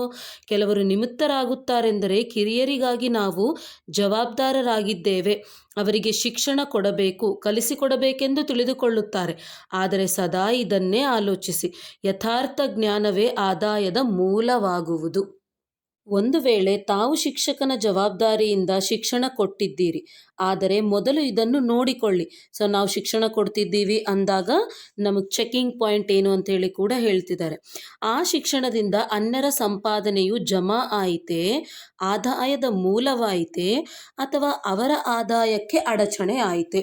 ಸೊ ಸ್ಥೂಲವಾಗಿ ನೋಡೋದಲ್ಲ, ಎಲ್ಲವೂ ಸೂಕ್ಷ್ಮವಾಗಿ ಫಸ್ಟ್ ಅವ್ರ ಹತ್ರ ಈ ಶಾಂತಿ, ಪ್ರೇಮ, ಪವಿತ್ರತೆ ಈ ದೈವಿ ಗುಣಗಳ ಆದಾಯಕ್ಕೆ ಅದು ಮೂಲ ಆಯ್ತಾ ಅಥವಾ ಅಡಚಣೆ ಆಯ್ತಾ? ಸೊ ಇಲ್ಲಿ ಸ್ಟಾರ್ಟಿಂಗ್ ತಿಳಿಯೋದೇನು ಅಂದರೆ ಅವರನ್ನು ಸರಿಪಡಿಸೋದು, ಮುಂದುವರಿಸೋದು ನಮ್ಮ ಜವಾಬ್ದಾರಿ ಅಂಥೇಳಿ ತಿಳ್ಕೊಂಡು ಆ ಜವಾಬ್ದಾರಿಯನ್ನು ನಿಭಾಯಿಸುವ ನಾವೇ ನಮ್ಮ ಜವಾಬ್ದಾರಿಯನ್ನು ನಿಭಾಯಿಸಿಲ್ಲ. ಈಗ ಉದಾಹರಣೆ, ಕೆಲವೊಬ್ರು ಧಾರಣೆ ಮಾಡ್ತಿದ್ದಾರೆ, ಕೆಲವೊಬ್ರು ಧಾರಣೆ ಮಾಡ್ತಿಲ್ಲ ಅಂದಾಗ, ಸೊ ಇವ್ರು ಧಾರಣೆನೇ ಮಾಡ್ತಿಲ್ಲ ಅಂತೇಳಿ ಗೊಂದಲಕ್ಕೊಳಗಾಗ್ತಾ ಇದ್ದಾರೆ. ಕಂಪ್ಲೀಟ್ ಚಂಚಲತೆ. ಸೊ ಅದರ ಅರ್ಥ ಏನು? ನಾನು ಮಾಡ್ತಾ ಇದ್ದೀನಿ, ಅವ್ರು ಮಾಡ್ತಾ ಇಲ್ಲ ಅನ್ನೋ ಭಾವನೆ. ಅಂದರೆ ನಾನು ಗ್ರೇಟು, ಅವರು ಕಡಿಮೆ.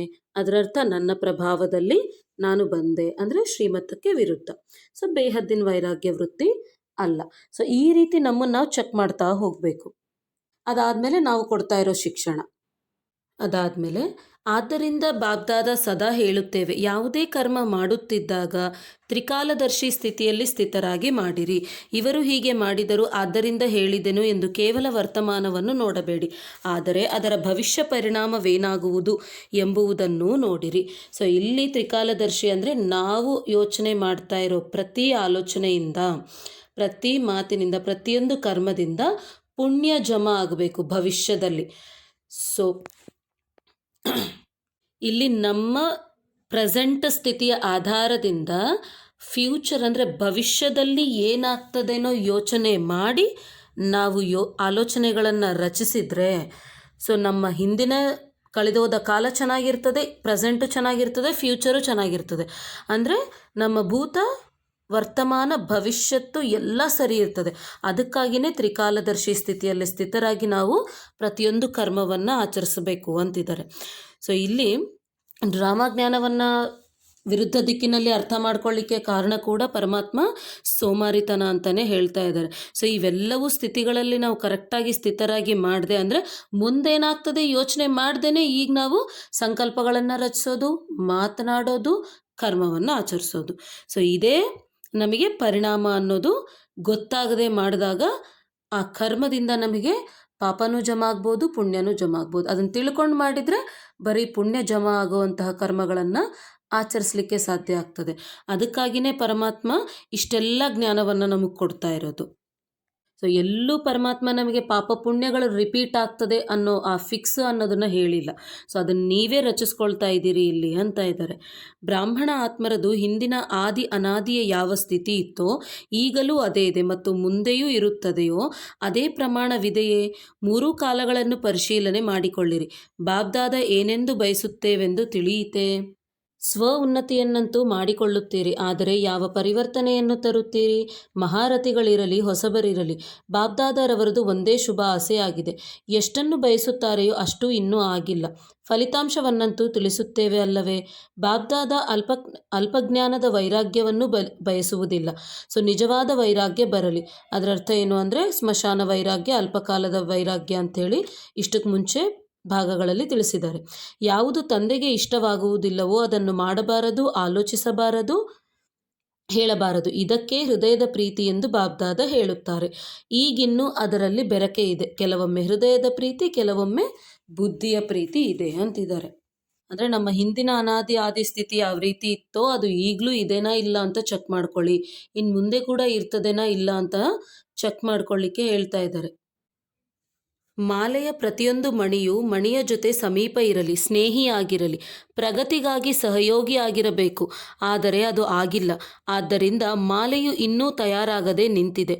ಏಕೆಂದರೆ ಮಾಲೆಯು ತಯಾರಾಗುವುದು ಎಂದರೆ ಜೋಡಿ ಮಣಿಗಳ ಸಮಾನ ಒಬ್ಬರು ಇನ್ನೊಬ್ಬರಿಗೆ ಸಮೀಪ ಸ್ನೇಹಿಗಳಾಗುವುದು.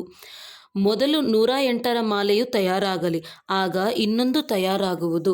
ಸೊ ಇಲ್ಲಿ ಮಣಿಗಳು ಅಂದರೆ ನಾವೇ. ಸೊ ನಮ್ಮ ಸ್ವಭಾವ ಸಂಸ್ಕಾರಗಳು ದಂಪತಿಗಳಷ್ಟು ಅಂದರೆ ಜೋಡಿ ಮಣಿಗಳಷ್ಟು ಸಮಾನ ತಯಾರಾದಾಗ, ಒಬ್ರಿಗೊಬ್ಬರು ಅಷ್ಟು ಸ್ನೇಹ ಸಹಯೋಗಗಳಿಂದ ಇದ್ದಾಗ 108 ತಯಾರಾಗ್ತದೆ. ಅದಾದ ಮೇಲೆ ಇನ್ನೊಂದು. ಅದಾದಮೇಲೆ ಬಾಬ್ದಾದ ಅನೇಕ ಬಾರಿ ಮಾಲೆಯನ್ನು ತಯಾರು ಮಾಡಲು ಕುಳಿತುಕೊಳ್ಳುತ್ತೇವೆ, ಆದರೆ ಈಗಿನ್ನೂ ಪೂರ್ಣವಾಗಿಲ್ಲ. ಆ ಮಣಿಗೆ 3 ಪ್ರಶಸ್ತಿಗಳು ಸಿಕ್ಕಿದಾಗ ಮಣಿಯು ಮಣಿಯ ಸಮೀಪ ಬರುತ್ತದೆ, ಅರ್ಥಾತ್ ಅದನ್ನು ತಂದೆಯು ಪೋಣಿಸುತ್ತಾರೆ. 3 ಪ್ರಶಸ್ತಿಗಳಾಗಿವೆ: ಪ್ರಭು ಪ್ರಿಯ, ಬ್ರಾಹ್ಮಣ ಪರಿವಾರ ಪ್ರಿಯ ಮತ್ತು ತನ್ನ ಯಥಾರ್ಥ ಪುರುಷಾರ್ಥ ಪ್ರಿಯ. 3 ಮಾತುಗಳನ್ನು ಪರಿಶೀಲನೆ ಮಾಡಿದಾಗ ಮಣಿಯು ಕೈಯಲ್ಲಿಯೇ ಉಳಿದುಕೊಳ್ಳುತ್ತದೆ, ಮಾಲೆಯಲ್ಲಿ ಬರುವುದಿಲ್ಲ. ಅಂದ ಮೇಲೆ ಈ ವರ್ಷದಲ್ಲಿ ಯಾವ ಸ್ಲೋಗನ್ ನೆನಪಿಟ್ಟುಕೊಳ್ಳುತ್ತೀರಿ? ತ್ರಿಮೂರ್ತಿ ತಂದೆ ಮತ್ತು ವಿಶೇಷ 3 ಸಂಬಂಧಗಳ ಮೂಲಕ 3 ಪ್ರಶಸ್ತಿಗಳನ್ನು ತೆಗೆದುಕೊಳ್ಳಬೇಕಾಗಿದೆ ಮತ್ತು ಅನ್ಯರಿಗೂ ಕೊಡಿಸುವುದರಲ್ಲಿ ಸಹಯೋಗಿಗಳಾಗಬೇಕಾಗಿದೆ. ಮಾಲೆಯ ಸಮೀಪ ಮಣಿಯಾಗಲೇಬೇಕಾಗಿದೆ. ಅಂದಾಗ ಸ್ವ ಉನ್ನತಿ ಏನು ಮಾಡಬೇಕೆಂದು ಕೇಳಿಸಿಕೊಂಡಿದ್ದೀರಾ? ಸೊ ಈ ವಿಷಯ ಬಂದಾಗ ಪರಮಾತ್ಮನ ಸರ್ಟಿಫಿಕೇಟು ಸ್ವ ಸರ್ಟಿಫಿಕೇಟಿಗೆ ಯಾರಿಗೂ ಕಷ್ಟ ಅನ್ನಿಸ್ತಾ ಇಲ್ಲ. ಆ್ಯಕ್ಚುಲಾಗಿ ಹೇಳಬೇಕು ಅಂದರೆ ಪರಮಾತ್ಮನ ಸರ್ಟಿಫಿಕೇಟ್ ಅವ್ರ ಶ್ರೀಮತದ ಅನುಸಾರದಂತೆ ನಡೆದಾಗಲೇ ಸಿಗೋದು, ಇಲ್ಲ ಅಂದರೆ ಅಲ್ಲ. ಆದರೆ ಬ್ರಾಹ್ಮಣರ ಸರ್ಟಿಫಿಕೇಟ್, ಬ್ರಾಹ್ಮಣ ಪರಿವಾರ ಅಂದ ತಕ್ಷಣ ವಿದ್ಯಾರ್ಥಿಗಳ ಮೈಂಡಲ್ಲಿ ಸ್ಥೂಲವಾಗಿ ಹೋಗ್ತಾ ಇದೆ. ಆದರೆ ಪರಮಾತ್ಮ ನಮಗೆ 15 ಏಪ್ರಿಲ್ 1992 ಆ ಮುರಳಿಯಲ್ಲಿ 15 ಪೇಜ್ ಮುರಳಿಯನ್ನು ನಡೆಸಿದ್ದಾರೆ. ಸೊ ವಿಜಯಿ, ಸದಾ ವಿಜಯಿ, ನಿಶ್ಚಿಂತ ಚಕ್ರವರ್ತಿಗಳು, ಸಂಗಮಯುಗದ ಮೇಲೆ ನಿಶ್ಚಯ, ಮತ್ತು ಇದು ಡ್ರಾಮದ ಮೇಲೆ ನಿಶ್ಚಯ, ಈ ರೀತಿ ಬಹಳಷ್ಟು ದೊಡ್ಡ ಮುರಳಿಯನ್ನೇ ನಡೆಸಿದ್ದಾರೆ. ಬ್ರಾಹ್ಮಣರು ಅಂದರೆ ಯಾರು ಅಂತ. ಸೊ ಆ ಡೆಫಿನೇಷನ್ಗೆ ಫಿಟ್ ಆದವರು ಬ್ರಾಹ್ಮಣರಿಲ್ಲಿ.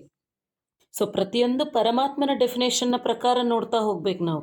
ಸೊ ಆ ರೀತಿ ಪರಿವಾರದಿಂದ ಸಂತುಷ್ಟತೆ ಅಂದರೆ ಅವರು ಸೇವೆಯಿಂದ ಸಂತುಷ್ಟತೆಯನ್ನು ತಗೊಂಡಾಗ ನಾವು ಸಫಲರಾಗ್ತೀವಿ. ಸೊ ಅದೇ ಪ್ರಶಸ್ತಿಗಳ ಬಗ್ಗೆ ಇಲ್ಲಿ ಅಂದರೆ ಸರ್ಟಿಫಿಕೇಟ್ ಅಂತ ಹೇಳ್ತಾ ಇರ್ತಾರೆ ಸಾಮಾನ್ಯವಾಗಿ ವಿದ್ಯಾಲಯದಲ್ಲಿ. ಸೊ ಈ 3 ಸರ್ಟಿಫಿಕೇಟ್ಗಳನ್ನ ತಗೊಂಡಾಗ ಮಾಲೆಯಲ್ಲಿ ಪೋಣಿಸಲ್ಪಡ್ತೀರಿ ಅಂತ ಇದ್ದಾರೆ. ಸೊ ಅದ್ರ ಜೊತೆಗೆ ಬರೀ ಸರ್ಟಿಫಿಕೇಟ್ನ ತಗೊಳ್ಳೋದಲ್ಲ, ಬೇರೆಯವರು ಪೋಣಿಸ್ಲಿಕ್ಕೆ ಕೂಡ, ಅಂದರೆ ಬೇರೆಯವರು ಮಾಲೆಯಲ್ಲಿ ಪೋಣಿಸಲ್ಪಡಲಿಕ್ಕೆ ಕೂಡ ನಾವು ಸಹಯೋಗಿಗಳಾಗಬೇಕು ಅಂತಿದ್ದಾರೆ. ಅದಾದಮೇಲೆ ಹೇಗೆ ಬ್ರಹ್ಮ ತಂದೆಯ ತಳಹದಿ ನಂಬರ್ 1 ಪರಿವರ್ತನೆಯಲ್ಲಿ ಯಾವುದಾಗಿತ್ತು? ಬೇಹದ್ದಿನ ವೈರಾಗ್ಯ. ಯಾವುದನ್ನು ತಂದೆ ಹೇಳಿದರೋ ಅದನ್ನು ಬ್ರಹ್ಮನು ಮಾಡಿದರು. ಆದ್ದರಿಂದ ವಿನ್ ಅಂದರೆ ವಿಜಯಿ ಆಗಿ, 1 ಅಂದರೆ ನಂಬರ್ 1 ಆಗಿಬಿಟ್ಟರು. ಒಳ್ಳೆಯದು. ಸೊ ಬಾಬ್ದಾದ ಈ ಫಲಿತಾಂಶವನ್ನು ನೋಡುತ್ತೇವೆ. ಪ್ರತಿಯೊಬ್ಬರೂ ತನ್ನನ್ನು ನೋಡಿಕೊಳ್ಳಿ, ಅನ್ಯರನ್ನಲ್ಲ. ಇಂದು ಸೀಸನ್ನಿನ ಕೊನೆಯ ದಿನವಾಗಿದೆ ಎಂದು ಕೆಲವರು ತಿಳಿದುಕೊಳ್ಳುತ್ತಿದ್ದಾರೆ. ಆದರೆ ಬಾಬ್ದಾದ ಹೇಳುತ್ತಿದ್ದಾರೆ, ಇದು ಕೊನೆಯ ದಿನವಲ್ಲ, ಮಾಲೆಯಾಗುವ ಫಸ್ಟ್ ಸೀಸನ್ನ ದಿನವಾಗಿದೆ. ಎಲ್ಲರಿಗೂ ಅವಕಾಶವಿದೆ. ಈಗಿನ್ನೂ ಮಾಲೆಯ ಮಣಿಗಳನ್ನು ಪೋಣಿಸಿಲ್ಲ, ನಿಗದಿಯಾಗಿಲ್ಲ. 3 ಪ್ರಶಸ್ತಿಗಳನ್ನು ತೆಗೆದುಕೊಳ್ಳಿ ಮತ್ತು ಮಾಲೆಯಲ್ಲಿ ಮಣಿಯಾಗಿರಿ. ಎಷ್ಟು ಪ್ರತ್ಯಕ್ಷ ಪ್ರಮಾಣವನ್ನು ಕೊಡುವವರ ಪ್ರತ್ಯಕ್ಷ ಚೆಹರೆ ಮತ್ತು ಚಲನೆಯಲ್ಲಿ ಕಾಣುವುದೋ ಅಷ್ಟು ಪುನಃ ಹೊಸ ರಂಗನ್ನು ನೋಡುತ್ತೀರಿ. ಒಂದು ವೇಳೆ ತಾವು ಸಹ ಅವರಂತೆಯೇ ಇದ್ದರೆ ಬಣ್ಣವೂ ಸಹ ಅದೇ ರೀತಿ ಇರುತ್ತದೆ. ಆದ್ದರಿಂದ ತಮ್ಮಲ್ಲಿ ನವೀನತೆಯನ್ನು ತನ್ನಿರಿ. ಪರಿವಾರದಲ್ಲಿಯೂ ತೀವ್ರ ಪುರುಷಾರ್ಥದ ಅಲೆಯನ್ನು ತನ್ನಿರಿ. ನಂತರ ಮುಂದೆ ಹೋದಂತೆ ಎಷ್ಟು ಅದ್ಭುತ ದೃಶ್ಯಗಳನ್ನು ನೋಡುವಿರಿ. ಇಲ್ಲಿಯವರೆಗೆ ಏನಾಯಿತೋ ಅದು ಕಳೆದು ಹೋಯಿತು. ಈಗ ಪ್ರತಿ ಕರ್ಮದಲ್ಲಿ ಹೊಸ ಉಮ್ಮಂಗ, ಹೊಸ ಉತ್ಸಾಹ, ಈ ರೆಕ್ಕೆಗಳಿಂದ ಹಾರುತ್ತಾ ಹೋಗಿ. ಯಾರೆಲ್ಲ ಸೇವೆಯಲ್ಲಿ ಸಹಯೋಗ ನೀಡಿದಿರೋ ಅವರು ತಮ್ಮ ಭಾಗ್ಯವನ್ನು ಜಮಾ ಮಾಡಿಕೊಂಡಿರಿ. ಬಹಳ ಚೆನ್ನಾಗಿ ಮಾಡಿದ್ದೀರಿ. ಅವರು ತಮ್ಮ ಭಾಗ್ಯವನ್ನು ಜಮಾ ಮಾಡಿಕೊಂಡಿದ್ದೀರಿ, ಬಹಳ ಚೆನ್ನಾಗಿ ಮಾಡಿದ್ದೀರಿ. ಭಲೆ ದೇಶ ವಿದೇಶದ 4-6 ಕಡೆಯ ಸೇವಾದಾರಿಗಳು ಬಹಳ ಸೇವೆ ಮಾಡಿದ್ದೀರಿ. ಆದ್ದರಿಂದ ಸೇವಾದಾರಿಗಳಿಗೆ ಬಾಬ್ದಾದ ಸದಾ ಇದನ್ನೇ ಹೇಳುತ್ತೇವೆ. ಸೇವಾದಾರಿ ಅರ್ಥಾತ್ ಸುವರ್ಣಾವಕಾಶದ ಭಾಗ್ಯವನ್ನು ತೆಗೆದುಕೊಳ್ಳುವವರು.